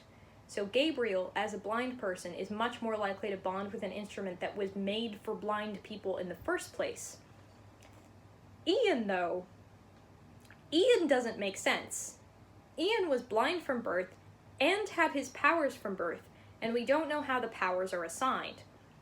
So it was either very lucky that he just happened to have the power that could compensate his blindness instead of being like magnetic, like Kylie, or being able to shoot lightning and not see where it's going.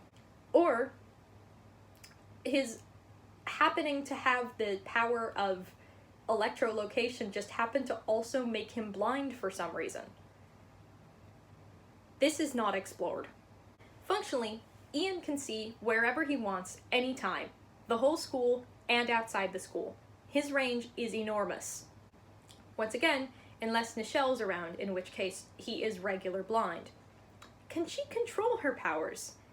Because this is like, it's been implied a few times that just her being near glows makes them sick.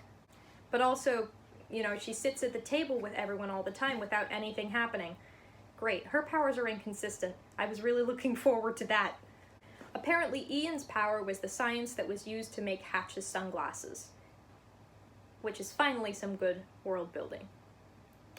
Even so, Ian explains that Taylor is not going to get dissected, and that was a lie. That was also something that Nichelle was threatening her with in the last chapter.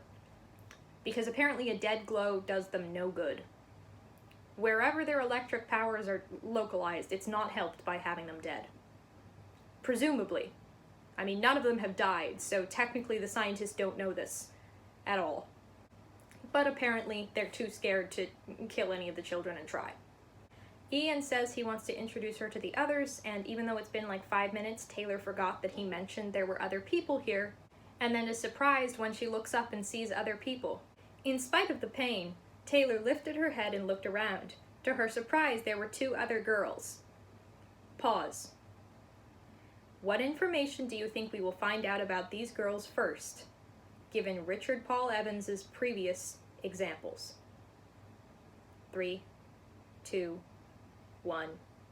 Bam! You got it! Their race! One was Chinese. The other was a blonde with eyes blue enough that Taylor could see them in the room's lighting. Both of them were glowing. That's McKenna, Ian said. The Chinese girl nodded. Hi. Hi, Taylor said. And that's Abigail, Ian said. Hello, Taylor said. Taylor has been tortured, she can't move. McKenna, who is Chinese American, she wasn't born in China, we know that, has the power to be able to glow, but better than everyone else. Also, how can Taylor tell that she's Chinese American if it's so dark? They're both glowing, so why is Taylor specifically pointing out that she can see Abby's eye color? Of course she can. Abby is glowing. Okay. Abby, which by the way, she's called Abby, comes over and touches Taylor's back and takes away all of the pain and fear she's feeling. This is Abby's power. She can take away pain and fear when she's touching someone. Man, I wish we got to explore this more. This sounds like it's the opposite of Tara's power, because Tara can make people feel fear. So why is it that Tara and her twin have totally unrelated powers, but Tara and this totally separate girl have similar powers? Also, can Abigail take away someone's feelings in general? Because that would be really interesting to see. Can she shut people's brains off? Nobody else is able to do that around here. It would be really cool if Abby was able to. Abby is going to keep taking away Taylor's pain for as long as it takes for her to fall asleep. Taylor appreciates this so much that she says, I love you, and Abby says it back. This is sweet, but for right now it's not based off of very much. Especially on Abby's end, because she knows nothing about Taylor right now. It could be nice to revisit on a reread to watch these characters meet if their relationship got established more later in the book, but it doesn't really. This moment is just there, which is unfortunate because this seems like a really good basis for the start of a lovely female friendship, and this book really needs more female friendships.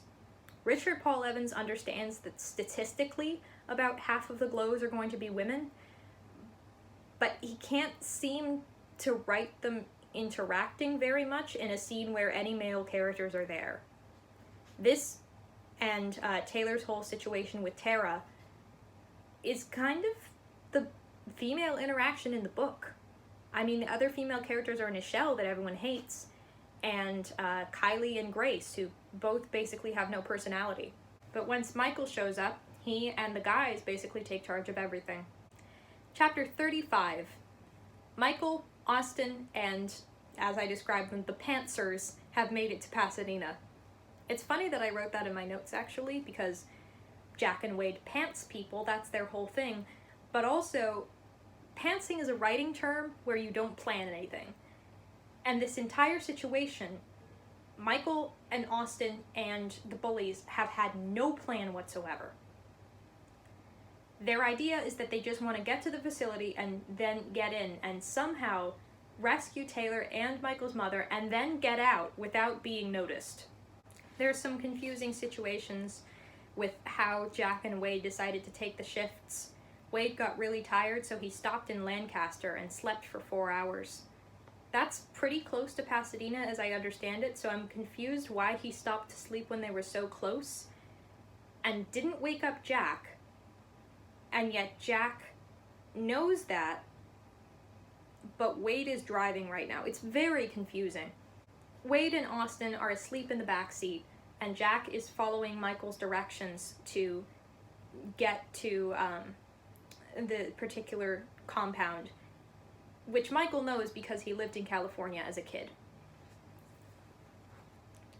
Austin finally wakes up and starts searching for his glasses. Wait. Stop. This whole time, we're on page 226 of this book. Austin wears glasses? This is the first time this has been mentioned.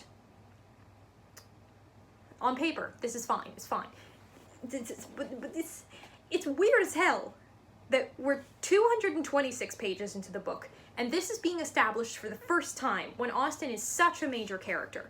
Where was this before? Shouldn't Austin have been cleaning his glasses, or had his glasses fogged, or have been adjusting his glasses in particular situations, or something? It was never described. I mean, I can say as someone who wears glasses, you don't really think about it that much when you're wearing it, but proportionally it does come up a lot. It's going to. It impacts your vision for every minute of your day.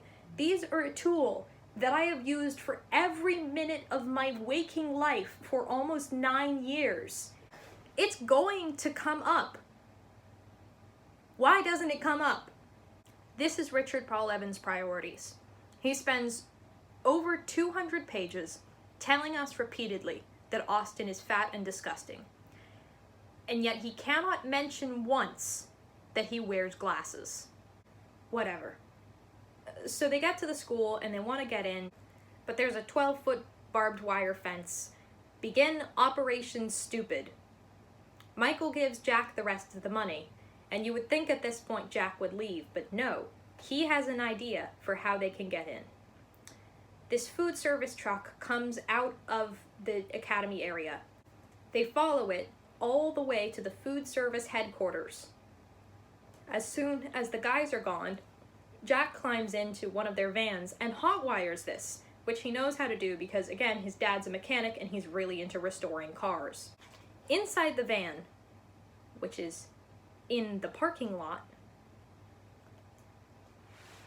there is food, because presumably the drivers were just going back to the food service headquarters to pick up more food to supplement the food they already have, or something. I don't know. In the van is a bunch of chicken cordon bleu, and Austin gets excited about it, and he wants to eat some, which I understand, because chicken cordon bleu is pretty good. I wouldn't necessarily trust it from a food service company that has a truck full of it, but if he wants to, sure. Even so, Michael tells him to not steal food. You are in a stolen car. That line has been crossed. Okay, in addition to Jack having that plan, which was his entire plan, Austin also has a plan, which I'm not going to tell you. You'll just have to watch it play out. There's a bunch of unused uniforms in the van, so they put them on. They drive up to the academy, where they encounter a security guard. Jack is driving the car, so the guard is interrogating him. Here's what Jack says. Jack looked surprisingly calm. Sorry, we left a couple trays of blue chicken in the kitchen. The guard squinted. What? You know, blue chicken. Delicious from the oven, but give it an hour out of the refrigerator and it's gonna be stinking to high heaven. Stink up the kitchens, the dining area, the whole building. That blue chicken is stinky. Woo, diaper stinky. The guard looked at him for a moment, then grinned. All right, go get your stinky chicken. The guard opened the gate. They got past the first guard without ID, or anything at all, but once they park and then try to go inside, there's a second guard who is standing in front of an ID scanner.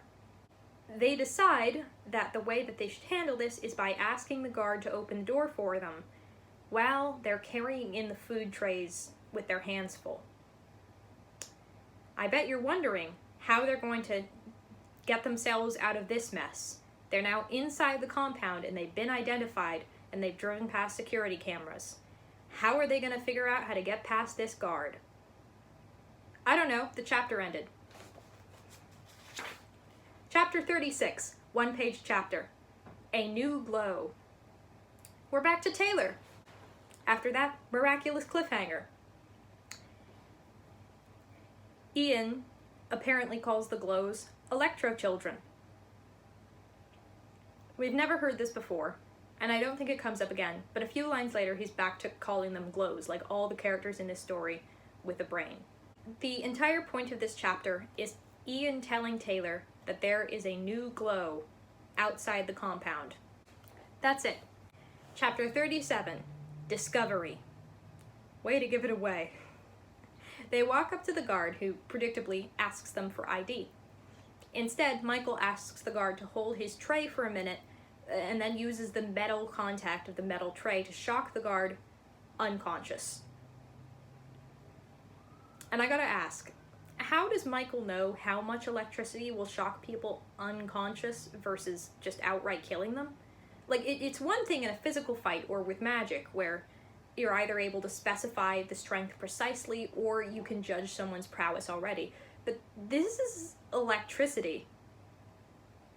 What is he doing specifically that he knows how much to shock people unconscious? And how can he do that if he apparently can't control the strength of it? But the guard isn't dead. Jack and Wade tie him up and stuff him in the van. Jack and Wade then presumably get ready to leave. What are their plans? Are they just going to drive the stolen van back to the food service area and go and hang out at the gas station until Michael and Austin show up with all the kidnapping victims? So they use the guard's ID to get into the building and get into an elevator where they see floors 1 through 4, ground level, and D. Austin immediately tells Michael to go to level D, even though he has no idea what it is or whether Taylor's there. And he also suggests that GL might stand for garden level, which I've never heard before. What's up with that? So they go to level D, despite having no reason to. And at the very first door that they find, there is a magnetic lock, which Michael shocks, and that opens the door. Taylor is right there. I'm not going to talk about how easy this is yet. Stay tuned. Chapter 38, Michael's Induction. I don't know if this is a pun because of electric induction, but if so, okay, that's pretty cool. I wish more chapters took advantage of that. Taylor is still very injured and can't really move. Michael reassures her, and Ian, McKenna, and Abigail, I couldn't remember her name, Abigail, introduce themselves to Austin and Michael. We finally find out what McKenna's power is. She can make light and heat. She can light up like a light bulb. Yes, that's her real power. Michael asks Ian about the current prisoners, and Ian tells him there are no new female prisoners, so his mom must not be here. But then he also mentions that Jack and Wade, the two guys Michael came with, are getting caught by the guards. Austin explains how Michael got into the room by shocking the lock, and Ian reveals that the locks are actually pneumatic and the bolts are made of resin, so there's no way that Michael shocking them could have gotten them open at all. So yeah, this was a trap. We kind of already knew this since Hatch said in his villain chapter that he was waiting for Michael to come here. But still, and also it was just really easy for Michael to find everything. But still, it's a nice twist. Okay. So why did all this happen? This would make sense if Hatch wanted to try to induct Michael and Taylor separately. Because presumably, if he could get Taylor to turn, it would be easier to turn Michael, right? But we never actually get that explanation, or even the idea that Hatch could be using peer pressure as a tactic, which he really should have been doing, because 15-year-olds are notoriously subject to peer pressure. Suddenly the speakers go off announcing that they've been expecting Michael. His head starts to hurt and Nichelle shows up. As Ian explains that it's Nichelle that's hurting Michael, Austin says, "What's a Nichelle?" I mean, he should understand this perfectly. His name also starts with the wrong letter. Hatch is described as the man first, and then suddenly Hatch, even though it hasn't been formally introduced to Michael that this is Hatch. He should know at this point, but nobody tells him for a fourth time, so I don't know why he was saying the man first and then Hatch.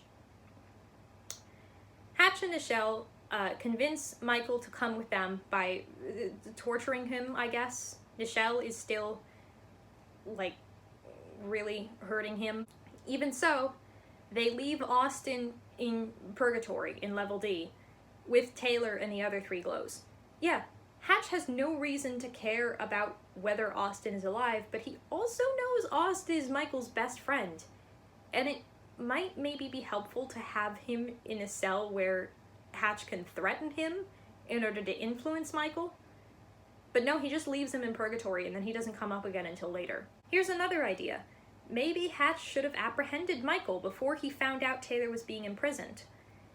We were actually just given a convenient lie for this. They have international birthday trips pretty regularly, so Hatch could just say that she was out of the country right now. Then spend some more time indoctrinating her and bring them back together when he felt confident in at least one of them.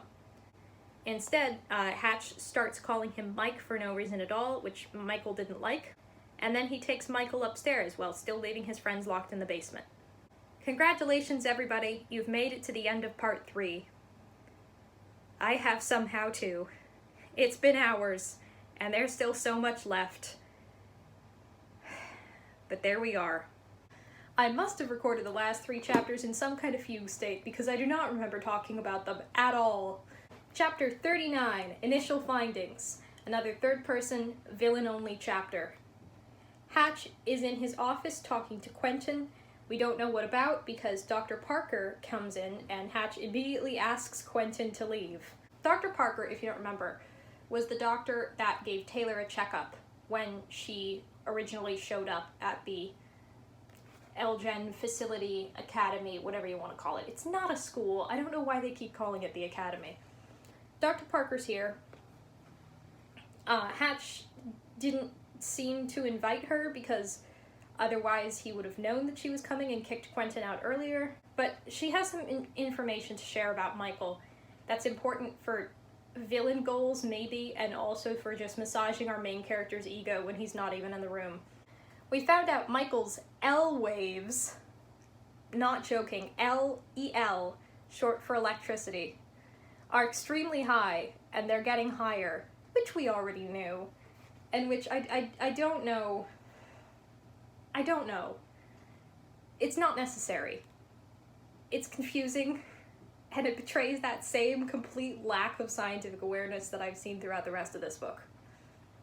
In fact, just to prove that Richard Paul Evans knows exactly what he's talking about with regards to science, we find out that Michael's electricity is circulating within his body, either through his bone marrow or central nervous system.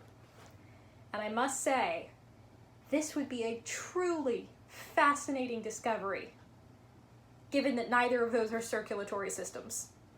A circulatory system goes in a circle. When your heart's pumping blood around your body, it goes all through the different parts of your body, through tiny little capillaries, because capillary action. Tiny little capillaries, back into veins and arteries, and then back into your heart. It's a circulatory system. It goes around and around. The central nervous system does not work like that. It's more like a tree. And bone marrow especially does not work like that because it is entirely in your bones. So Dr. Parker has already started running experiments on Michael.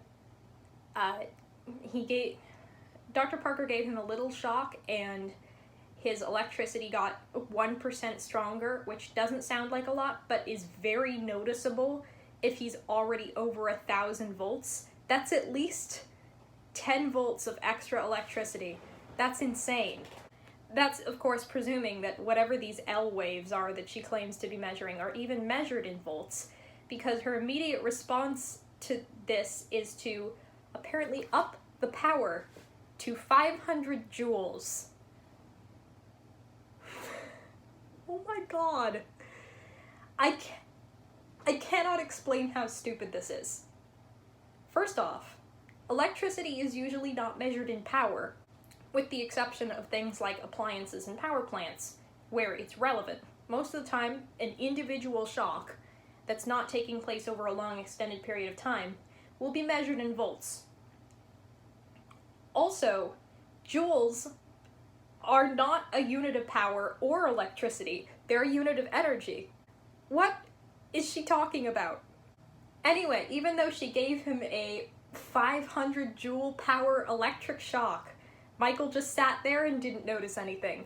The point of all this complete nonsense is to make sure that Hatch also knows that Michael can absorb power from outside sources of electricity. And apparently he's the only Glow who can do this. Dr. Parker suggests maybe this is linked to his Tourette syndrome, and Hatch is like, wait, he has Tourette's? I thought he just had facial tics because he was anxious. And Dr. Parker is like, yeah, he has Tourette's. And Hatch is like, oh yeah, so that's probably why his electricity is so weird. Makes perfect sense. This guy is a respectable scientist. That's the thing, right? Because if you're gonna include a mad scientist, they have to at least be good at science. Like, even Victor Frankenstein was a bumbling idiot in every sense of the word, but he was good at science. He figured out how to revive a corpse.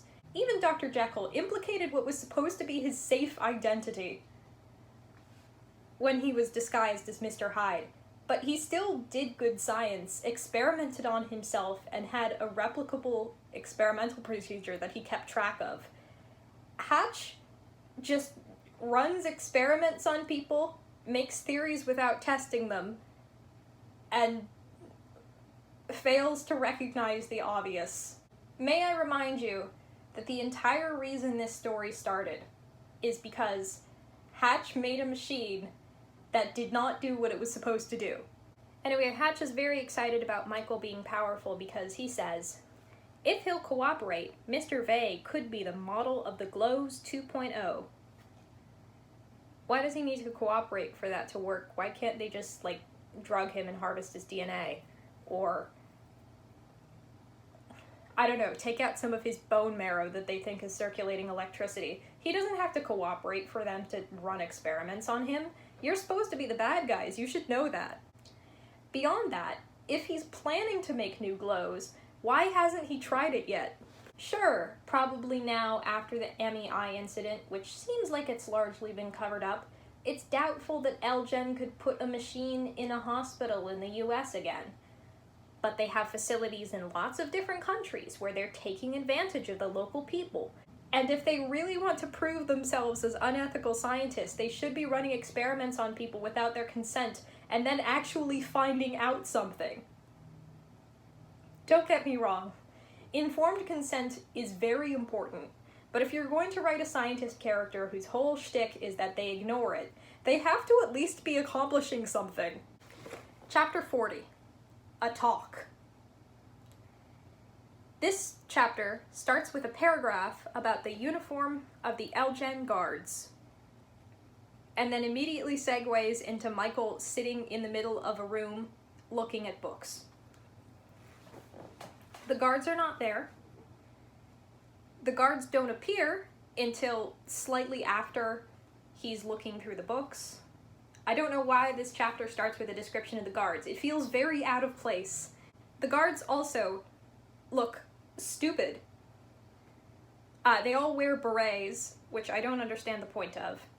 They have dark glasses, which are presumably for being able to see glows, and communication radios hanging from their jaws, which I just can't conceptualize. And they have a belt covered in weapons. There's a knife, there's mace, there's 2 different guns, a truncheon, 2 different grenades, and also some handcuffs. I guess this is reasonable. You know, normally a security force would just have tasers, but this is literally like, the tasers won't work, so they have to have a whole bunch of different weapons. I feel like the truncheon would probably be fine, though. I mean, who are they trying to protect from? Also, if the point is that they're not supposed to be carrying any metal, which, yes it is, because the handcuffs are made of resin and the truncheon is made of wood, then why do they have metal guns and knives? I will mimic Richard Paul Evans and transition with absolutely no self-awareness or context. Michael is sitting in his room. He's looking at books. He has a very, very nice room that has a plasma TV, surround sound audio, and Monet prints on the wall. Yes, the 3 indicators of luxury. Beautiful. Why is Michael's room so much nicer than Taylor's? Like, I'm not clear on that. Is there a particular reason why they wanted his room to be nicer? So a guard shows up and says that Hatch is ready to meet with him. And they lead Michael down this hall into a large reception area. Now, I'm going to read out the description of the reception area, and you tell me if you can form a mental image of this. They led me down a marble-floored corridor to the end of the hall and into a large reception area, where a secretary sat at a large wooden desk with several monitors. Directly behind her was a glass wall, partially obstructing another door. In front of the receptionist's desk was another guard sitting behind a tall, circular podium with a plexiglass shield. Now, I thought that the door that was behind the glass wall was just not accessible, and you had to go a different way to get to it, but apparently you can just walk right through. In which case, I have no idea why the glass wall is there. So Michael gets led into Hatch's office, and it, quote, reminded me of the ones I had seen on the TV lawyer shows. Thus, once again confirming that Michael spends all his time watching sitcoms from the 90s. Of course, like any respectable lawyer's office, there's an entire wall covered in television screens. Nichelle is also there, and Michael confirms, I didn't look at her. I couldn't stand her. Michael is looking at some of the pictures in Hatch's office. There's a picture of Hatch shaking hands with the president, and Hatch's immediate response to this is, yeah, I bought my way into that. I had enough money that I just met with the president and he shook hands with me. Why is he not bragging about this? Why is he like dismissing it as just being rich? Don't rich people usually act like they deserve these things? Anyway, Hatch starts giving a villain monologue to give a non-answer to where Michael's mother is. Yes, I know you think you do know who you are, but you don't really know. His gaze softened. Who are you? You're a victim, Michael.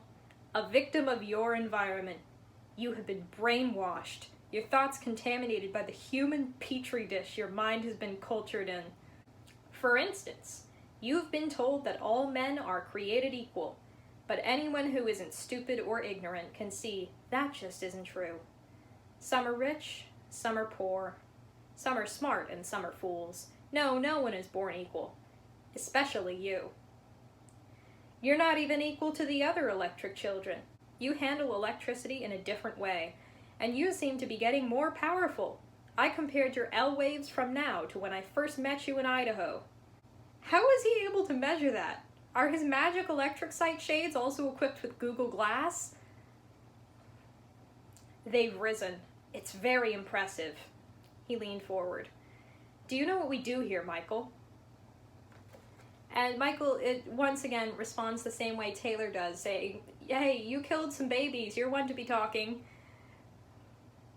And Hatch once again deflects it and was like, hey, sometimes science discovers things because of accidents, and that was an accident.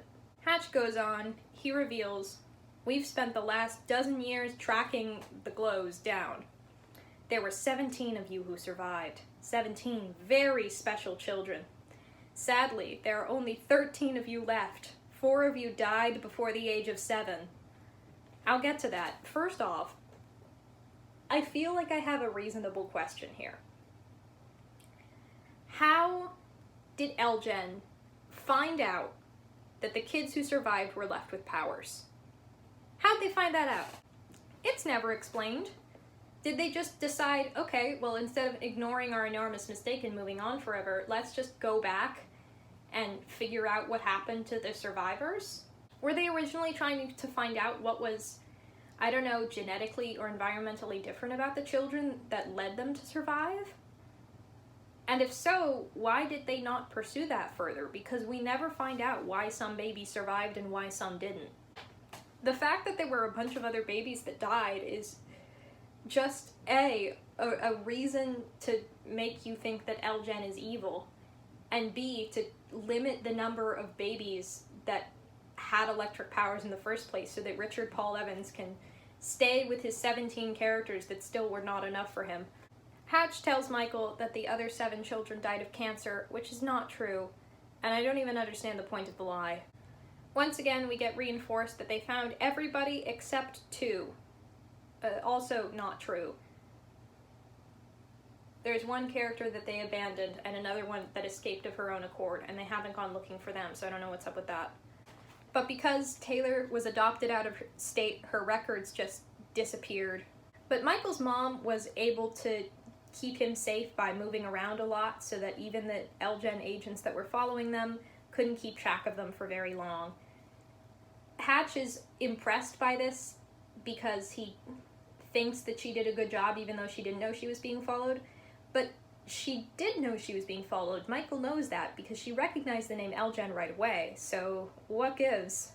I will remind you, when Michael and his mom moved to Idaho, they didn't change their names, they didn't try to hide, but they just managed to disappear somehow. Even when Michael caused an incident and put kids in the hospital, Elgen still didn't find them. I have in my notes, this is regular Idaho we're talking about, not the murder zone. But also, granted, I think murder not being prosecutable doesn't really have very much to do with trying to hide from kidnappers. It would probably be a good protection. If you don't know what I'm talking about, look up the Idaho murder zone. It's not as exciting as it sounds. Hatch is really happy that fate brought Michael and Taylor together and then let the Elgen come to them. Michael's internal response to that is fate sucks, which I find really interesting because in this context, it sounds like he's saying he's sorry that he ever met Taylor, which is just a fascinating perspective. If that's what he's thinking, that's really interesting. I'd like to hear more about it. Does he think that him never meeting Taylor would have been better for her own protection? I want to see him weighing the danger of the Elgen against finally knowing who he is and where his powers come from. But no, why would we get interesting character development in this book? Because instead we move on to, ding ding ding, a bullshit reveal. Michael's father was a radiologist, and he helped test the MEI as part of Elgen. Michael is very upset about this, and his immediate response is, no, he wouldn't do that. He was a good man. And Hatch responds with the very reasonable, yeah, probably, given that we didn't know the machine would kill babies when we were first testing it. Michael is very upset about this. I'm confused why. Because, there's been no indication that Elgen started being evil until they actually started kidnapping and indoctrinating the electric children. Before that, they were probably just a company trying to make money, and his dad was maybe not even associated with them. Actually, yes, I have this confirmed. Michael's dad was the head of radiology at Pasadena General Hospital. He wasn't even associated with Elgen, so it's so confusing why Michael would be upset. What Michael should be upset about is that his mom lied to him about this for years. But he doesn't even think about that. Instead, Hatch decides to share another reveal. This one, which Hatch probably made up. We'll get more context on that later. I don't know if it's ever confirmed.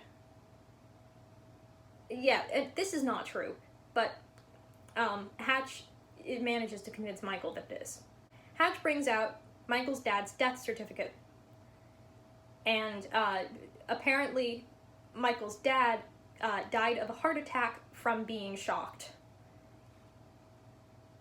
Instead of reacting to this absolutely horrific news, Michael has a flashback where he's sitting on his dad's lap. His dad is having a heart attack. There is an ambulance outside, and his mother is crying. I don't know how those four things could be happening at the same time, but they are in his flashback. Just the sheer nonsense and inaccuracy of that memory should prove to him that it's cobbled together from a bunch of separate details he remembers, and that doesn't at all indicate that he shocked his father and that's why his father died, but this convinces Michael somehow. Darkness filled my heart and mind. I was barely 8, I shouted. I didn't know how to control my electricity. Got to absolve yourself of your own guilt in your dad's murder before you even think about wondering whether you actually were responsible. Hatch uses this revelation to try and turn Michael. This is Hatch's second level tactic.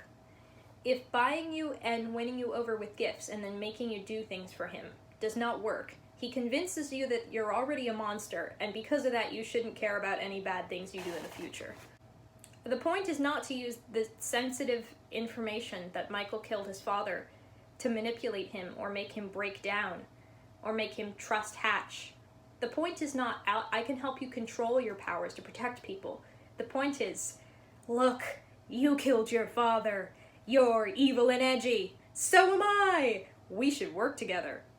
Hatch makes this suggestion. Michael responds, that's why you're torturing Taylor? And then Nichelle attacks him with the loud screech. Not kidding.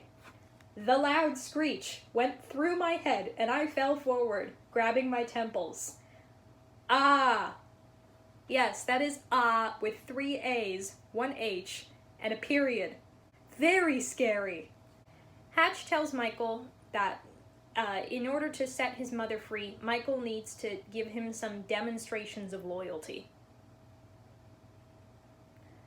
And then, for no reason, apparently, he starts talking about Clyde. Clyde was the guy that Michael was interrogating in jail, the guy who was induced to pretend to rob his mom so that Hatch could get a sense of Michael's powers. Clyde is a GP, which is the abbreviation that Elgen uses for guinea pig. Yes, that's right. Clyde was transparently, with no additional context, just literally a lab rat, a human experiment, a test subject. Apparently all the GPs are criminals and losers, I quote. Michael is rightly horrified by this, asking, you kidnap people and use them for experiments?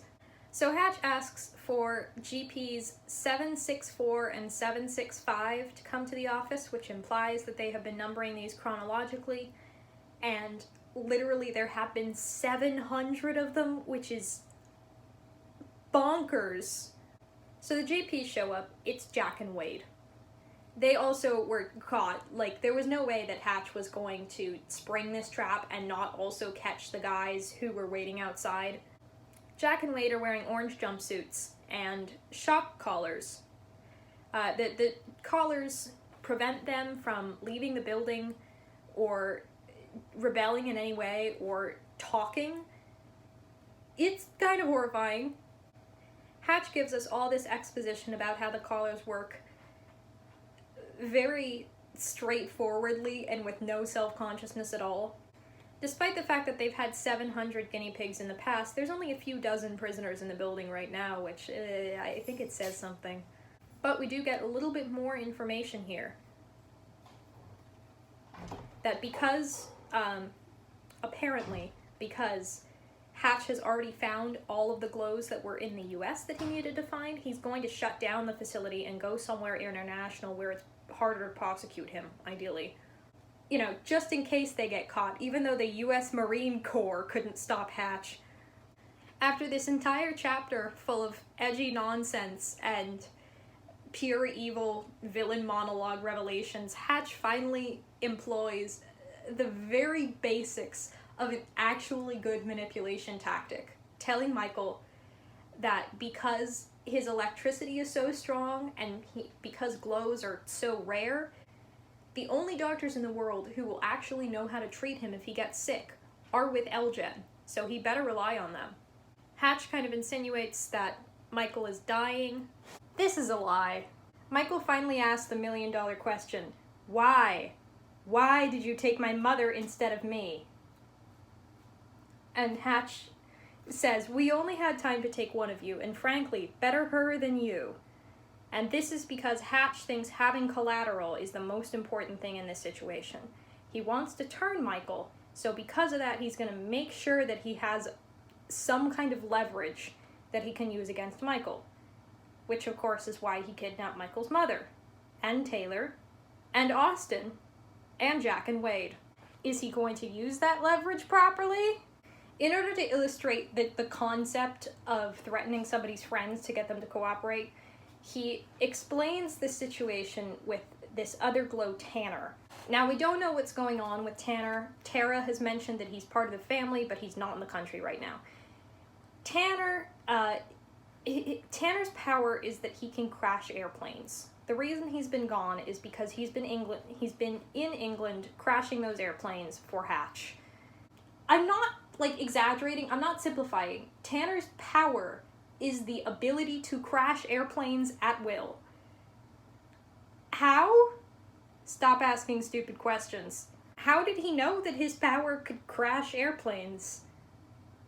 I don't know. How did Hatch know that? We already know Hatch can't guess people's powers. He doesn't know Taylor is a mind reader. How was he able to figure out that Tanner was able to crash planes and then have Tanner's little brother tortured in front of him to convince him to do it? It's just... it makes no sense. It makes no sense. Which really comes to the crux of it, which is that I don't understand what Hatch is trying to do. His arguments don't add together.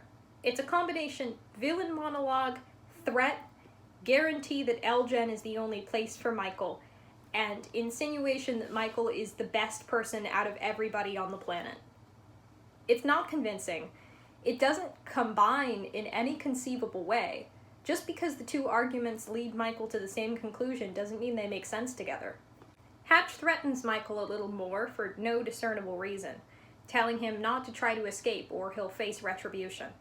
Hatch explains that he'll be punished twice as severely for any infraction he commits, and then tells Michael that that kind of punishment is beautifully ironic, like it's at all original or even interesting. Oh, sorry, it's not him that's going to be punished, it's his mother being punished, which just, it makes sense, it's not ironic, that's not what that word means. Hatch explains that Michael just has to do everything he tells him forever, and then he'll get whatever he wants. He'll be in charge of all the electric children, and you'll have your Taylor. How? Taylor isn't going to cooperate. He's figured that out already. Hatch knows that she doesn't want to work with him. That's why he put her in purgatory.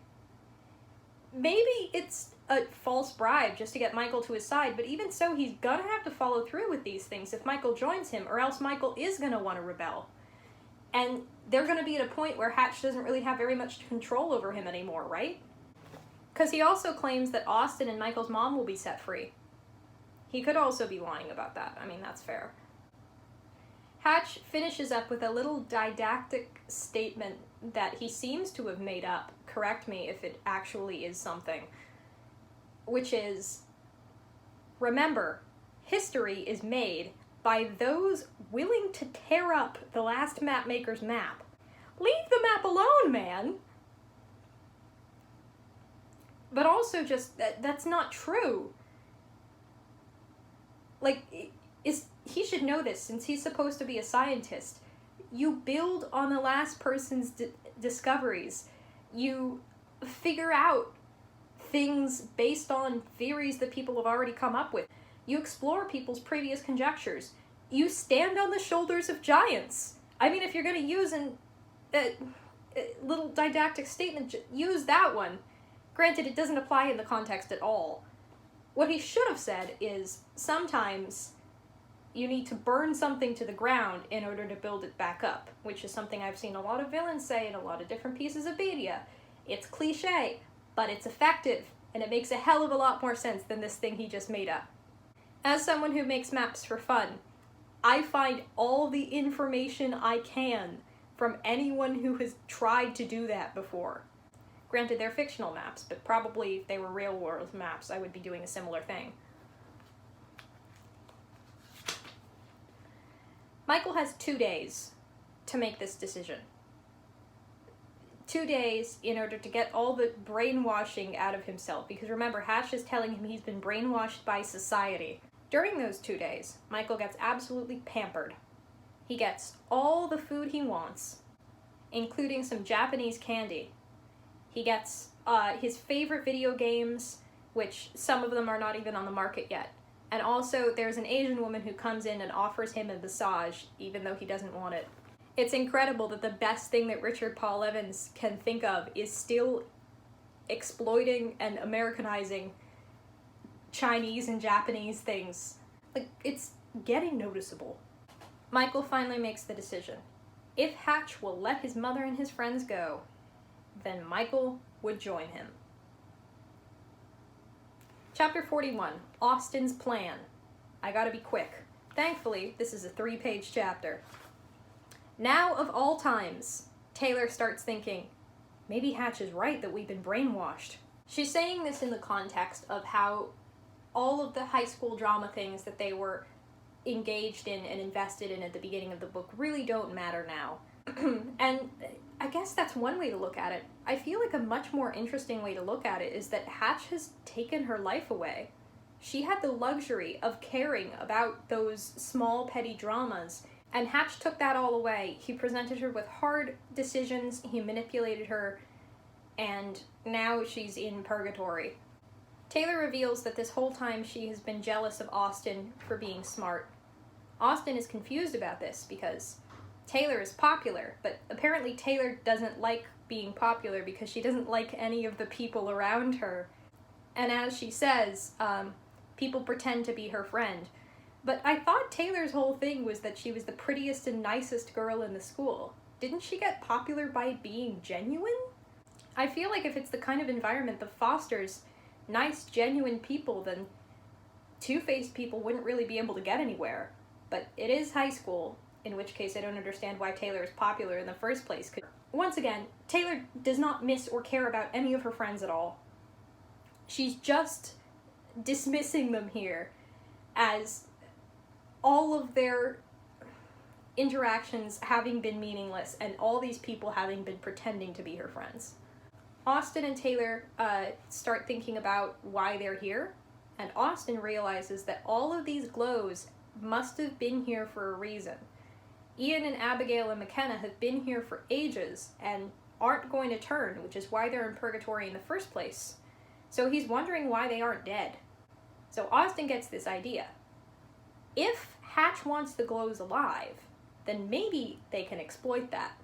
Austin's idea is dumb and stupid, and I cannot possibly understand in the wildest reaches of my imagination how it works. But there you go. Next time. Hi, Editing Kiki here. So, there's been a slight change in plan. I was originally planning to release the Michael Vey 1 review in 2 halves, part 1 and part 2. However, I am now about halfway through editing part 2, and it is the same length as part 1. Now, normally it would not bother me to release the second video of the 2 halves to be about 5 hours long. However, because of the quality of iMovie, which is the video editor that I am using for whatever reason as I get used to making these videos, it starts to slow down more and more as you continue editing a longer and longer video. One example of this is this audio clip, which I am having to re-record because suddenly iMovie doesn't want to let me upload audio.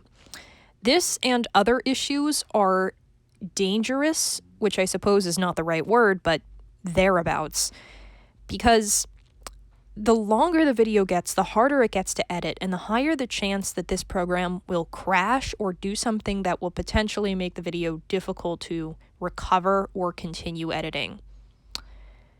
So, for all of these reasons, I have decided that for right now, I am going to stop here, where I know that I can stop, and I will put out part 3 separately sometime later.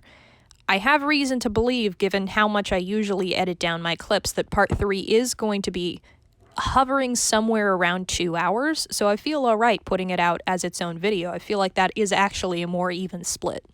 I really hesitated on whether to do this, but I think it's just the right thing to do, given all of the circumstances. And you always know, if you're trying to do the right thing, then nothing else matters. See, I learned something from Michael Vey. So thank you all for your patience. Keep an eye out for Michael Vey Part 3 coming someday.